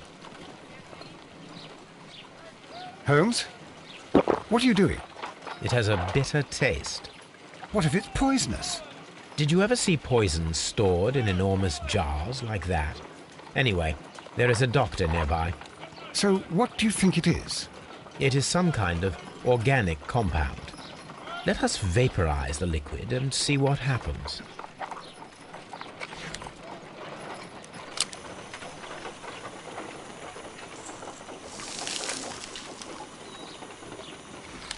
Small colorless crystals.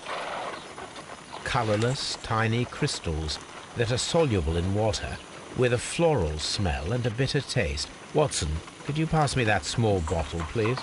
Of course. Here you are. Holmes, do you know what it is? Wagner's reagent. There was a label on the bottle that you passed to me. No, Holmes, I meant the bottle that we found. Let me add the reagent and see if there is any sediment, and then I shall tell you. I need to take a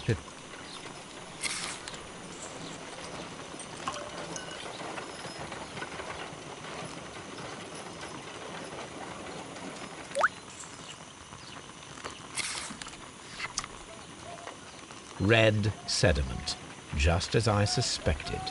This liquid is of organic origin. It contains some alkaloid. Most likely it is unstable, and that is why there is a quantity of gold dust to prevent contamination. This mixture is probably a fertilizer. Someone was carrying out unusual experiments in the garden's laboratory.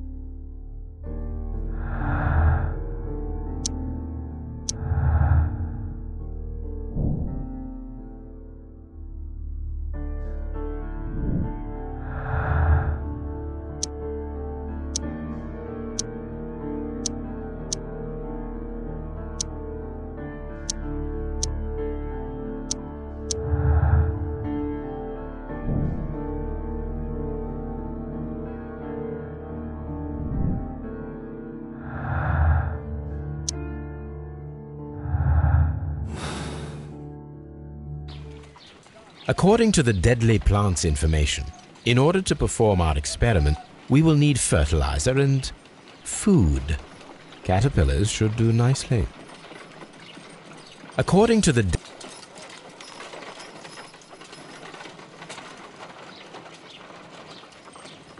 According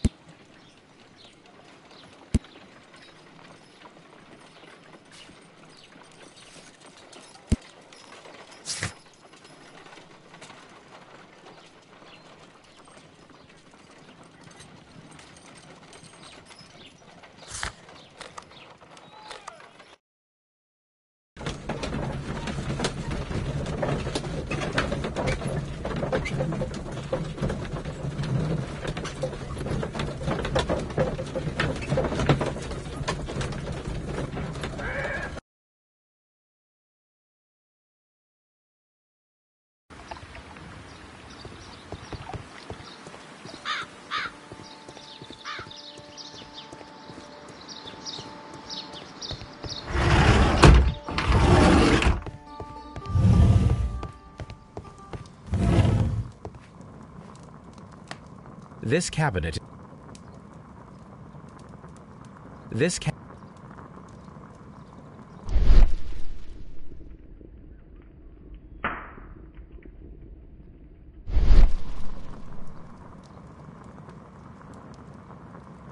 This cabinet is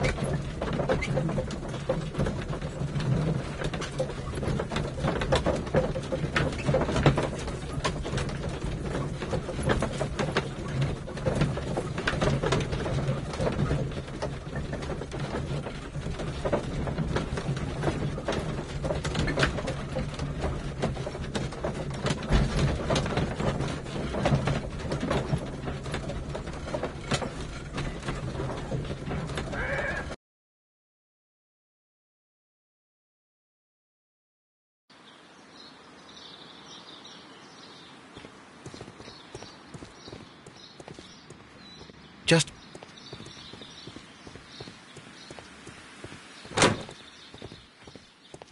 Excuse me, but I have to tidy up this room.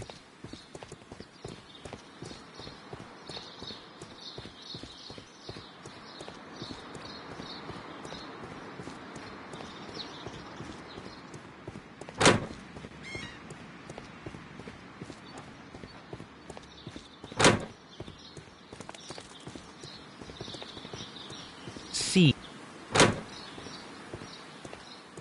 Poor Mr.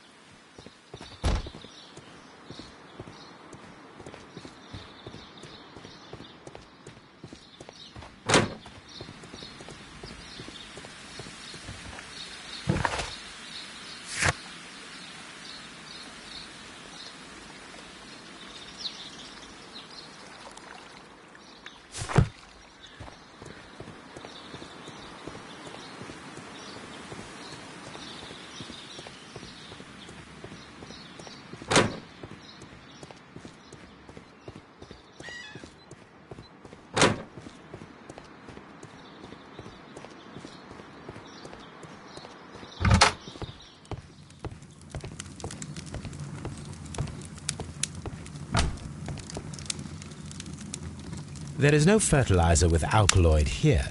We need to search a different chemical cupboard.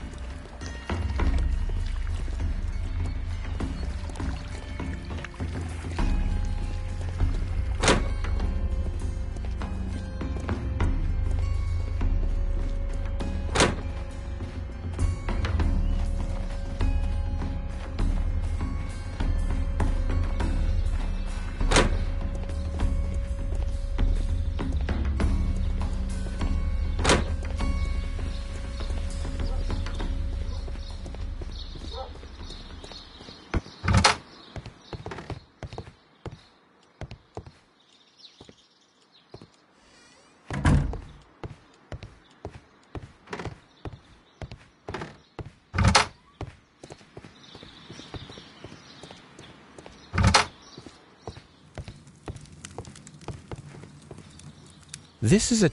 Only this.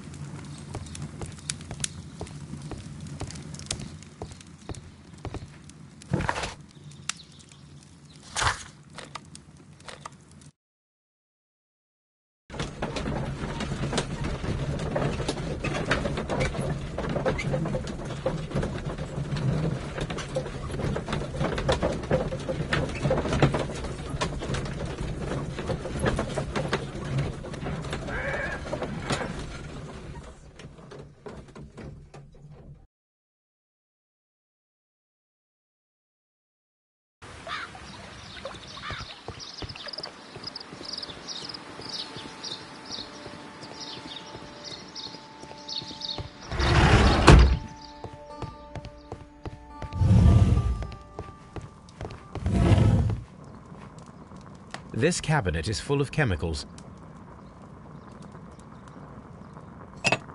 This substance is an alkaloid. Perfect, Watson. That would be...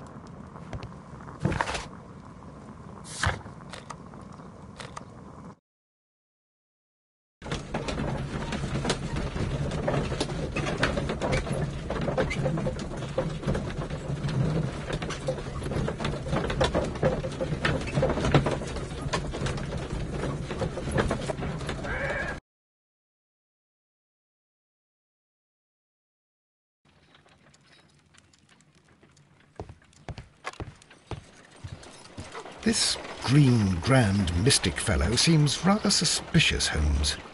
What should we do next, Holmes?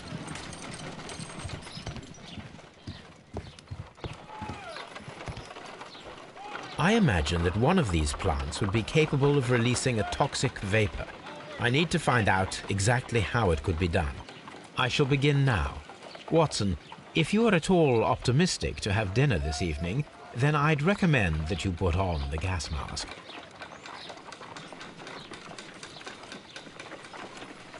This is a strange...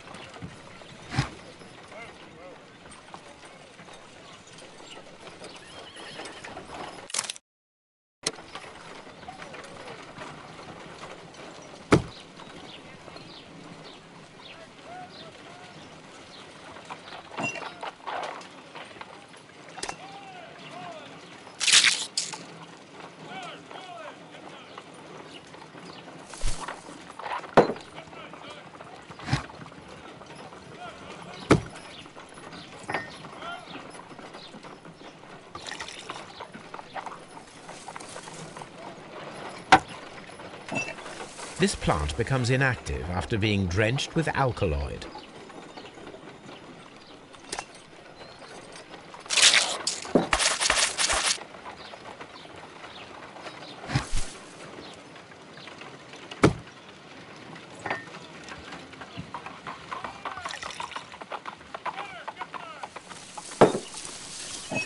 It appears to open.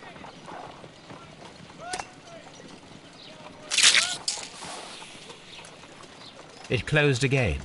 I believe I saw a small cloud of gas. I wonder what secrets this plant is hiding. Perhaps if we agitate it to a greater extent whilst it is opened, it will reveal a little more.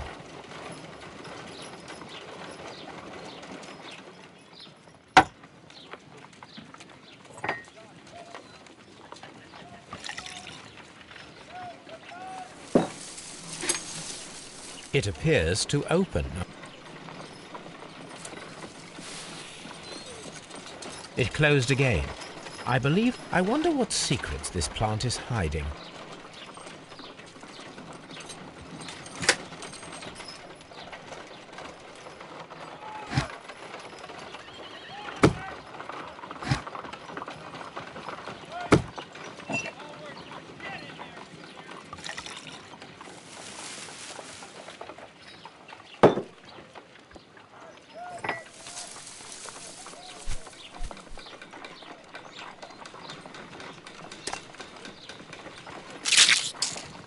I find the behavior of...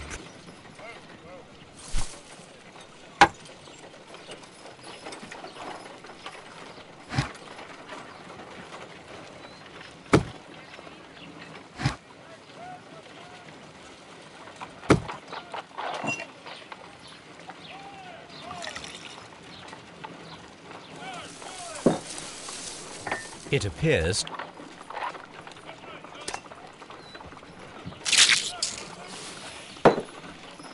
It closed again. I wonder what secrets this plant is hiding. No real...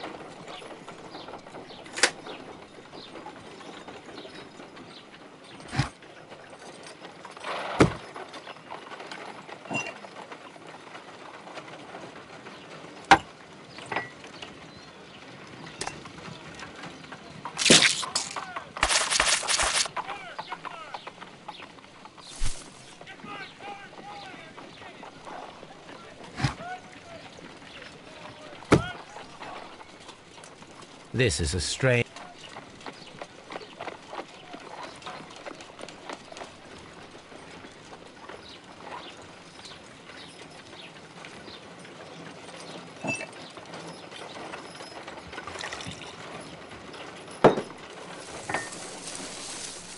It appears...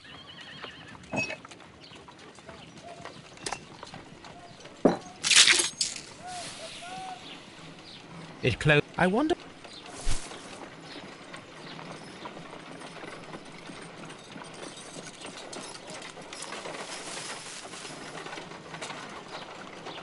It appears to have fallen... My word! It shot a spike at me after I stabbed it with a pin. I imagined that its reaction would be ferocious if I increased the strength of my attack. My word!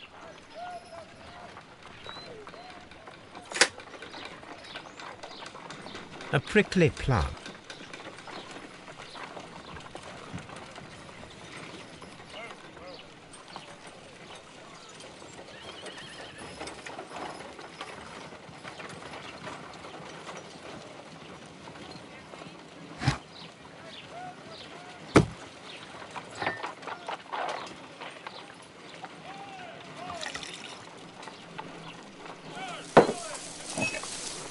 It appears this plant seems to...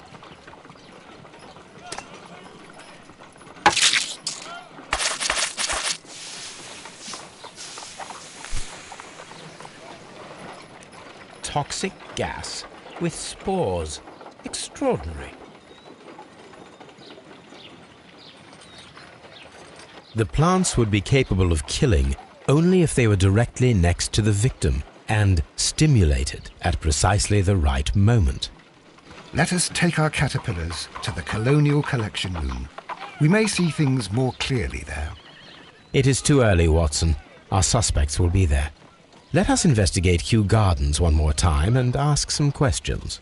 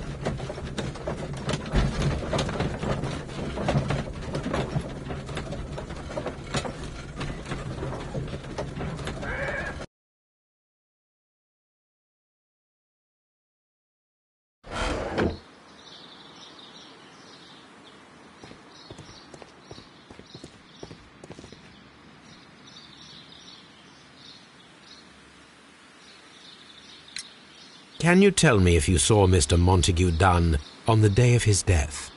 Yes, of course. I met him, and we went to see Albert, his son, at around 9:30. He appeared quite calm. What were you doing on the morning of the accident? After paying multiple visits to Albert, I had a little talk with Miss White. Then I returned to my desk to complete some paperwork. Suddenly I observed that Mr. Dunn was not feeling well, so I ran immediately to fetch Albert. I clearly remember that it was around 10:30, for I was late that morning. Thank you, Mr. Hamish. We shall continue our investigation.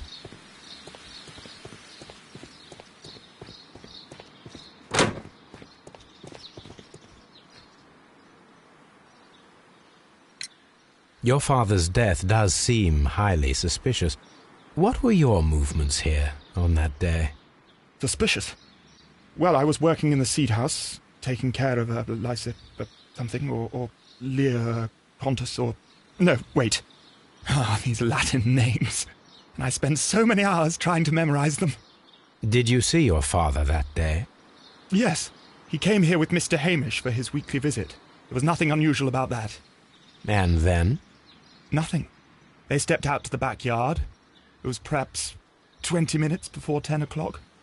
Then about 10 minutes later, I saw my father heading for the dry tropics room while Mr. Hamish returned here.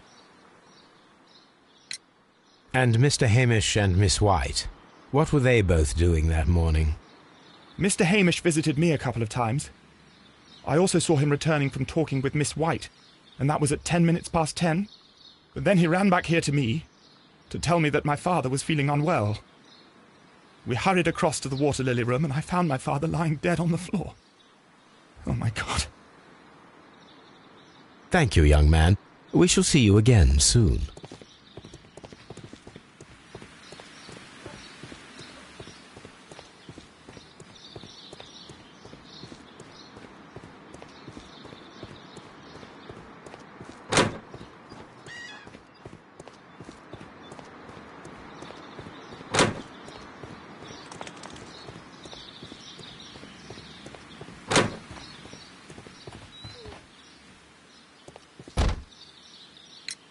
Can you tell me what Mr. Dunn was doing upon the day of his death?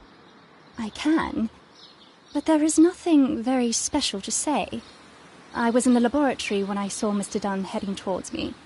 Tuesday is the day of his weekly visit. It was supposed to be at 9, but he was 10 minutes late, as usual. And then? Well, he came in to say good morning. Then I saw him spend 2 or 3 minutes by the plants outside the laboratory. After that, he ran out in the direction of the nursery, where Mr. Hamish was working. He was always in a rush during the inspection, you see. I would pity anyone who stood in his way. And that was the last time you saw him? Yes. I stayed in the laboratory until 20 minutes to 11, when I heard the cries of Albert and Mr. Hamish from the large glass house. I joined them as soon as I could, for I knew that something must be very wrong. What exactly were you doing in the laboratory? I was recording an experiment for my thesis. I only stopped my work once when Mr. Hamish visited me briefly around 10 o'clock. You say you were recording an experiment when the tragedy occurred. Might I listen to the roll? Certainly. Please do. You will find it in the laboratory. It is number 320. Thank you, miss. Everyone has gone, Holmes. The way is clear.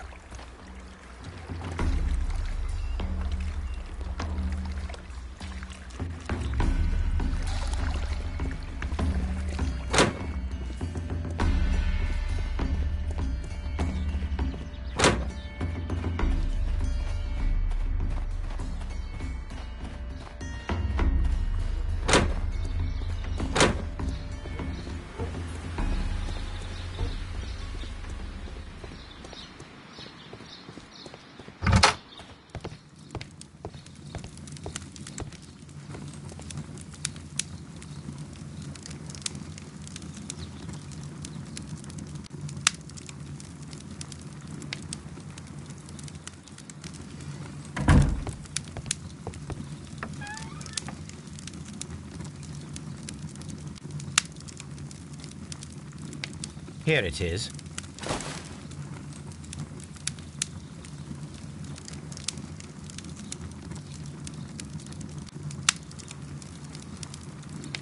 Cylinder records.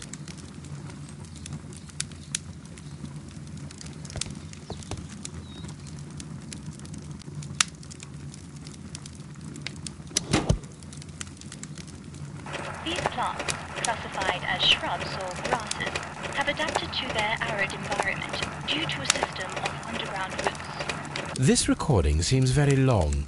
It is unnecessary to listen to all of it. Miss White was in the laboratory, as she told us.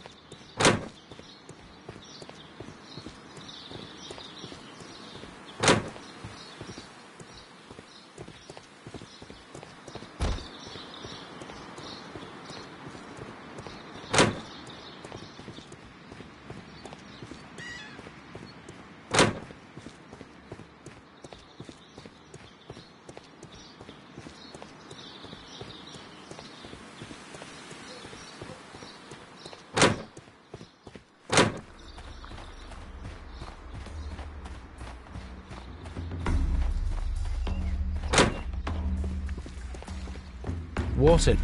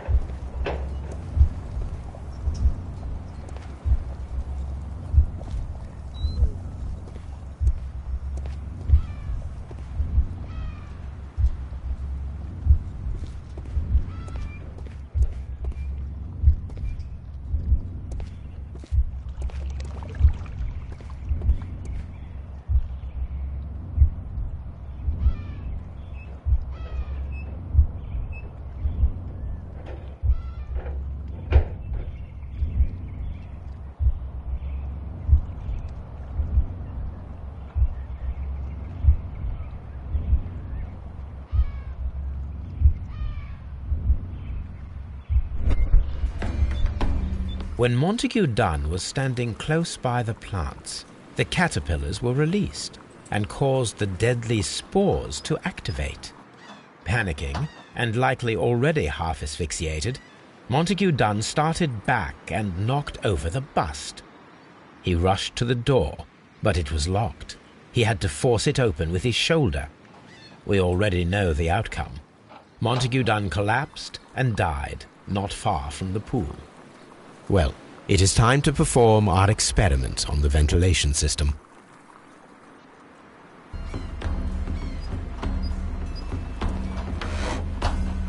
The caterpillars could only fall from the ventilation duct. Our caterpillars are in place. I'll activate the ventilation system so that they fall down. Watson, stay here and observe. All right, Holmes.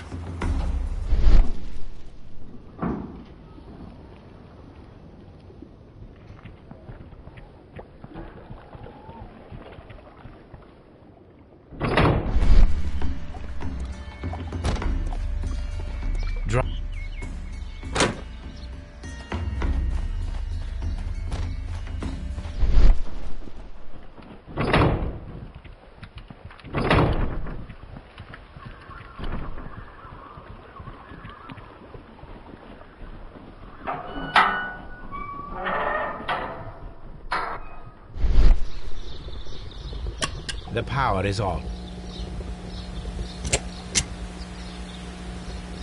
The engine has started.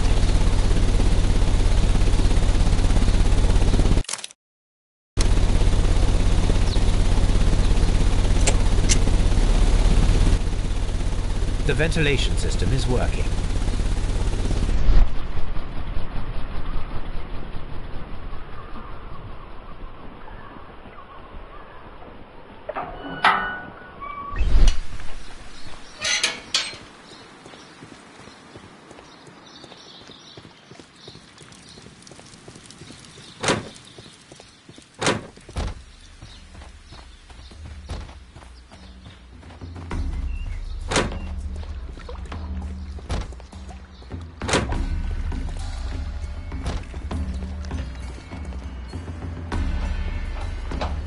Now we need to see if we can activate the fans from Mr. Hamish's and Albert's space.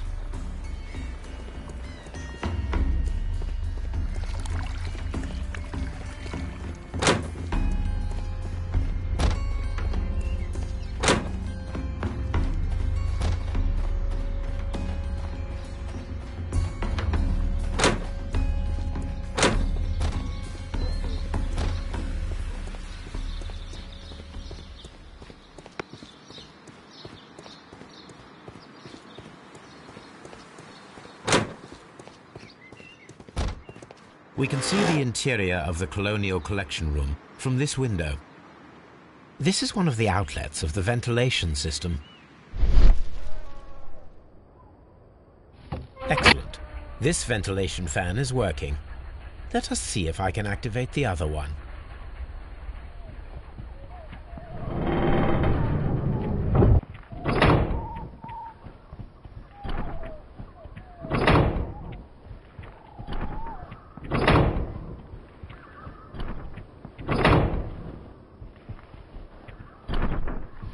Perfect.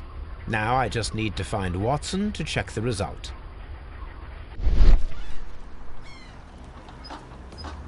It works perfectly, Holmes. Bravo. Now, if you could just help me to get rid of these caterpillars. Perfect. Now we know how the murder of Montague Dunn was carried out, by activating both Albert's and Mr. Hamish's fans. But only from Mr. Hamish's workplace would it be possible to see when Montague Dunn entered the Colonial Collection Room. What should we...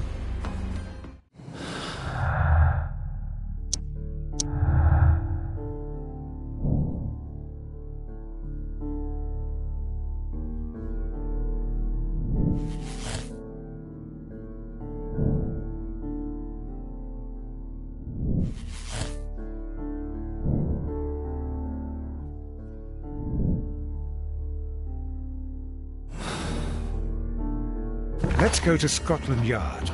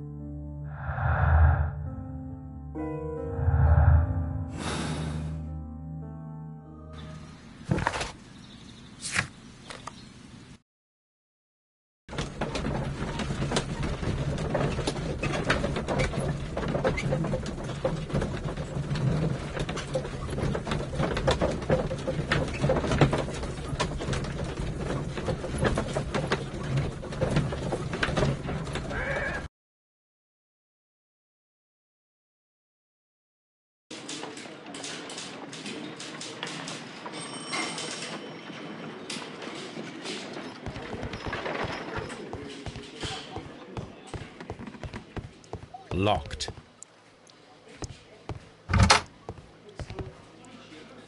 Inspector, I believe that Martin Hamish is guilty of the murder of Montague Dunn. Aha! I knew it. I'll send the lads around to arrest him. Very good. I shall wait to hear from you.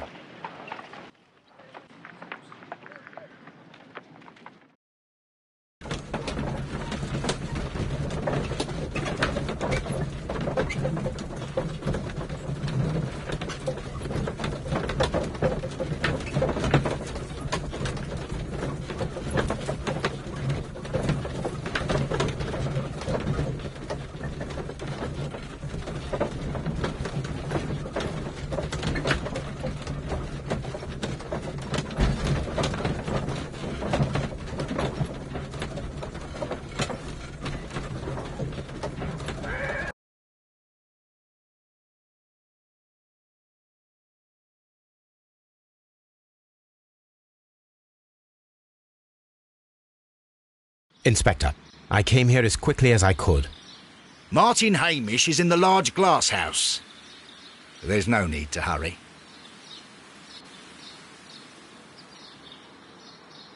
Martin Ha-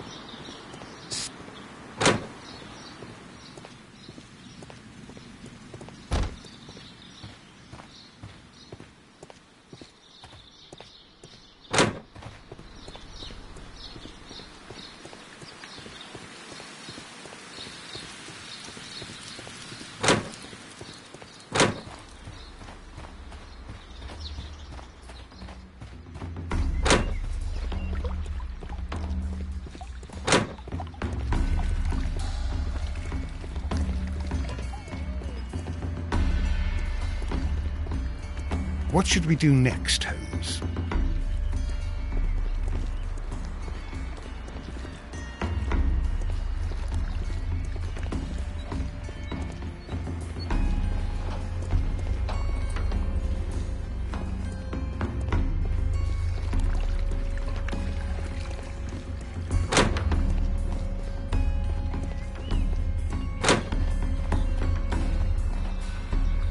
Holmes, my God! Yes, we found him like that. Our messing around with the ventilation system didn't go unnoticed.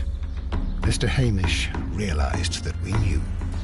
Inspector, could you arrange the body, please? I should like to examine it.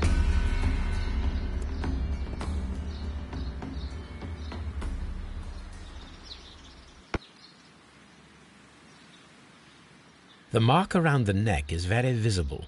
He died instantly.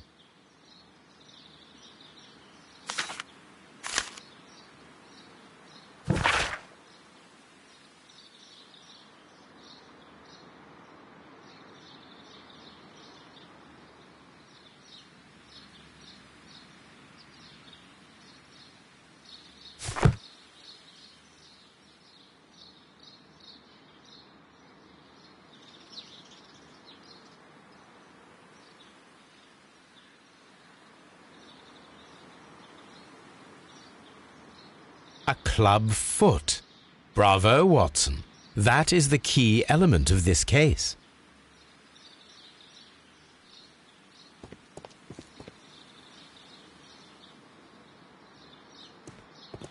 Holmes, don't look at me like that.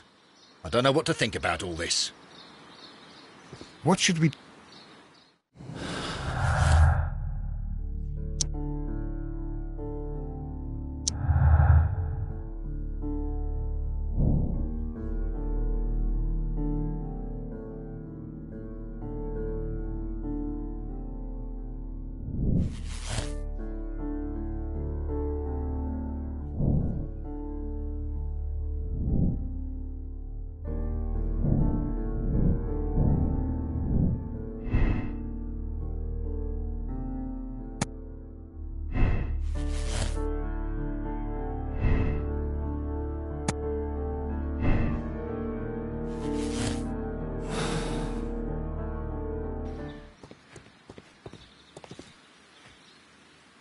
Something about this rings very oddly.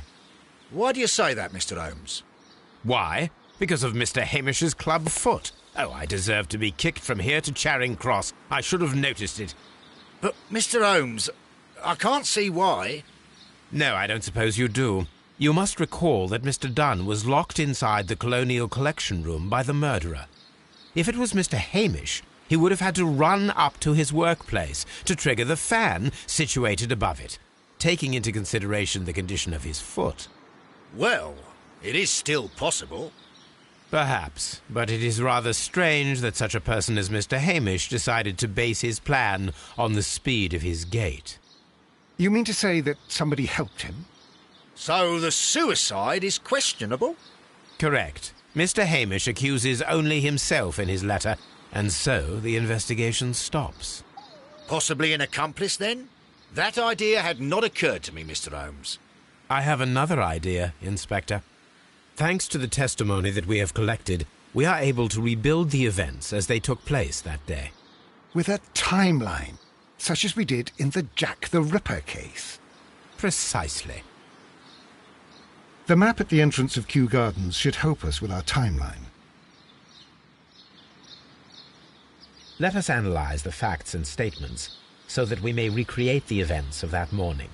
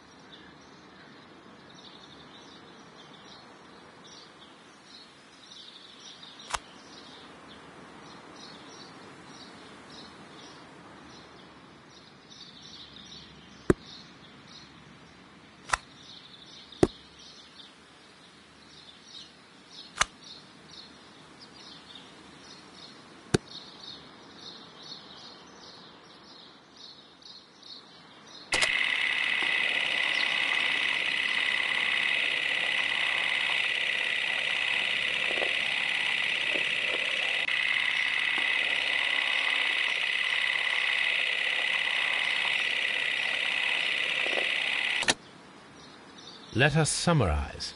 Montague Dunn was poisoned inside the Colonial Collection Room. He forced open the door, which means that someone locked him inside there at 10:20. Martin Hamish was last seen at 10:10. This means that he has approximately 10 minutes to lock the door of the Colonial Collection Room. Given that he was club-footed, it is doubtful. Albert also has 10 minutes to lock the door of the Colonial Collection Room, which is quite enough time. Miss White was last seen at 10 o'clock, which means that she had approximately 20 minutes to lock the door. More than enough time.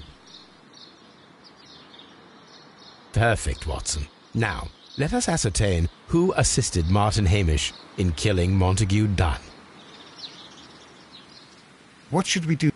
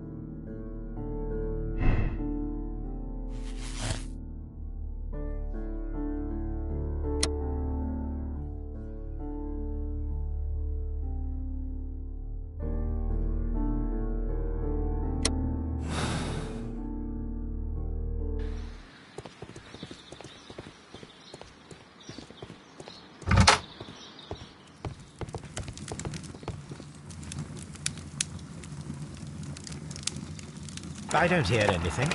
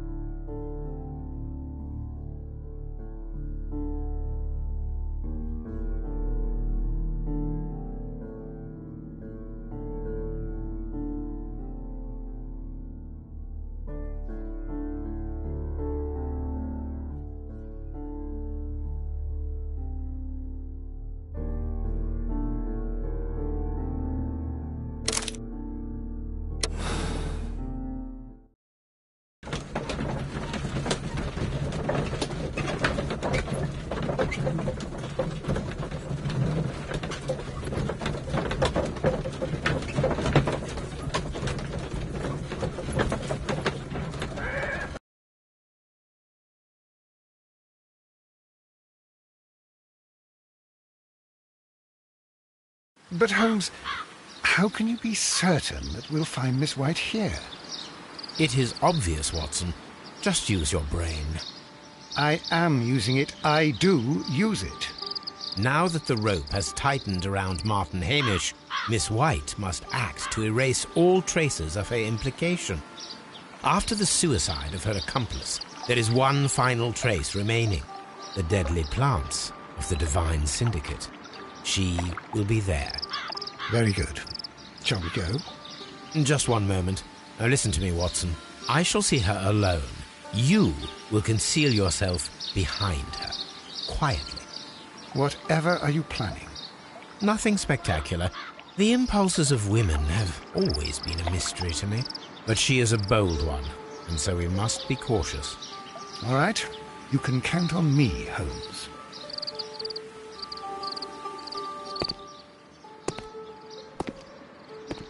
Mr. Holmes, good day to you. You do not seem surprised, Miss White. Well, I was expecting you. Not for too long, I believe. So please tell me, as it is still unclear, who planned the murder? Was it you? You were wrong, Mr. Holmes. It was Martin Hamish, then. You managed to convince him to take on a more prominent role. You could not be further from the truth. You think that you can fool me? You don't care what I think. I am not blaming you, Miss White. You are a young and brilliant woman, trapped in a dull and hostile world. Life has never been easy, men in particular. You... It is hopeless. Indeed. Well, it may be true that I cannot yet change the world, but I can spare your life. My life. There is nothing left to save. I have lost everything. Do you hear me? Everything! And you were just like all the others. You would abuse and take advantage of a vulnerable woman. I hardly think so. Now just listen to me. I've tried so hard, but I have had enough. Miss White, no!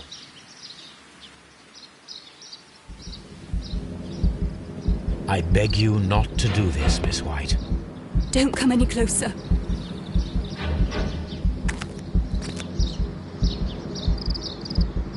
Please remain calm. We can help you. Not one step further. Don't try to stop me.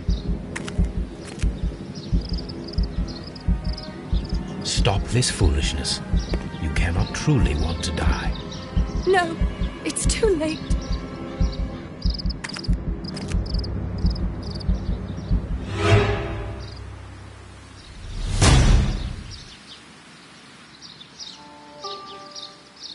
This is... Are you? I'm afraid not.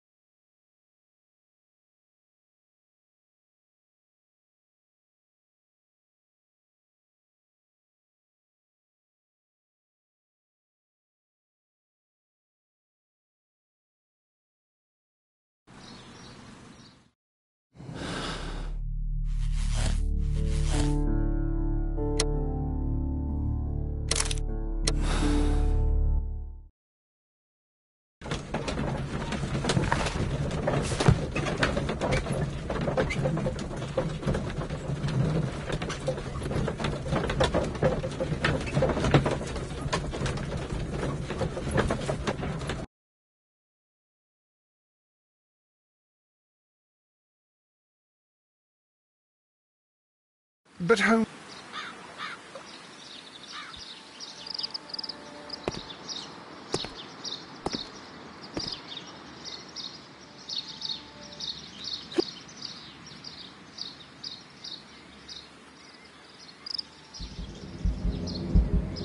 I beg you not to do this, Miss White.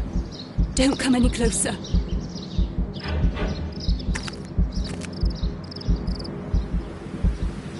Please remain calm. We can help you. Not one step further. Don't try to stop me. Stop this foolishness. You cannot truly want to die. No, it's too late.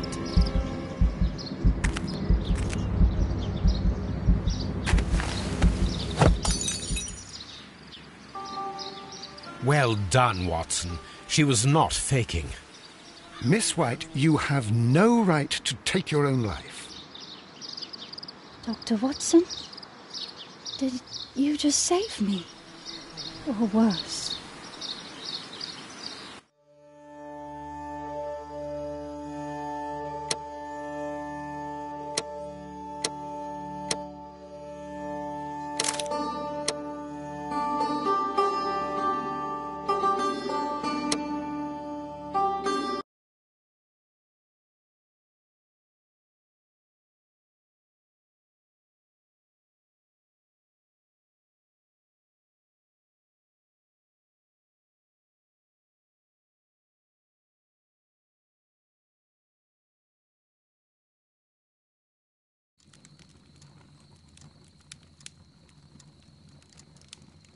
Where are you going, Holmes? Have you been invited somewhere? We have been invited, Watson. We have. Where to?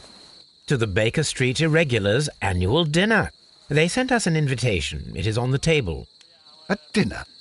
How could those street urchins afford anything like that? I can't understand your interest in them, Holmes. They're dirty. They wouldn't hesitate to steal your wallet. Watson, you should be excited. It is a secret dinner. Its location changes every year. Read the menu. Sounds mouth-watering. All right.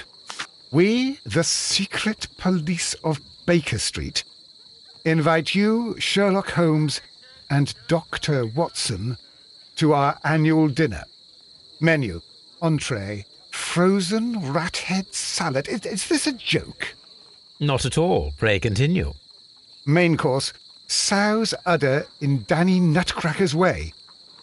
Sounds disgusting, Holmes. Hedgehog goulash. Street turnips in homemade juice. And it goes on. I can hear them on the stairs now. Oh, we can't go there. We can't eat that. Watson, you'll hurt the feelings of those poor children. We have to go. Oh, Mr. Holmes. It is fine, Mrs. Hudson. Mr. Holmes! Wiggins, Dr. Watson is getting ready. He will be delighted to join us. You don't look well, my young man. Is there something wrong? Don't tell me the dinner is cancelled. Mr. Holmes, it's my brother Leighton. He's in a prison cell. They say he's killed 2 men. You have to help us, Mr. Holmes, 'cause I know he didn't do it. Where is he now? From what I've heard, they took him to the yard, and they gave him a good beating already. You know what they're like. They'll hang him. They won't look any further. Holmes, we have to help him. Well, and forget about the dinner? Wiggins, I'll take the case. You're fantastic, Mr. Holmes. I'll be waiting for you at the crime scene. You'll be there, right? It's on Half Moon Street in Whitechapel. Very well.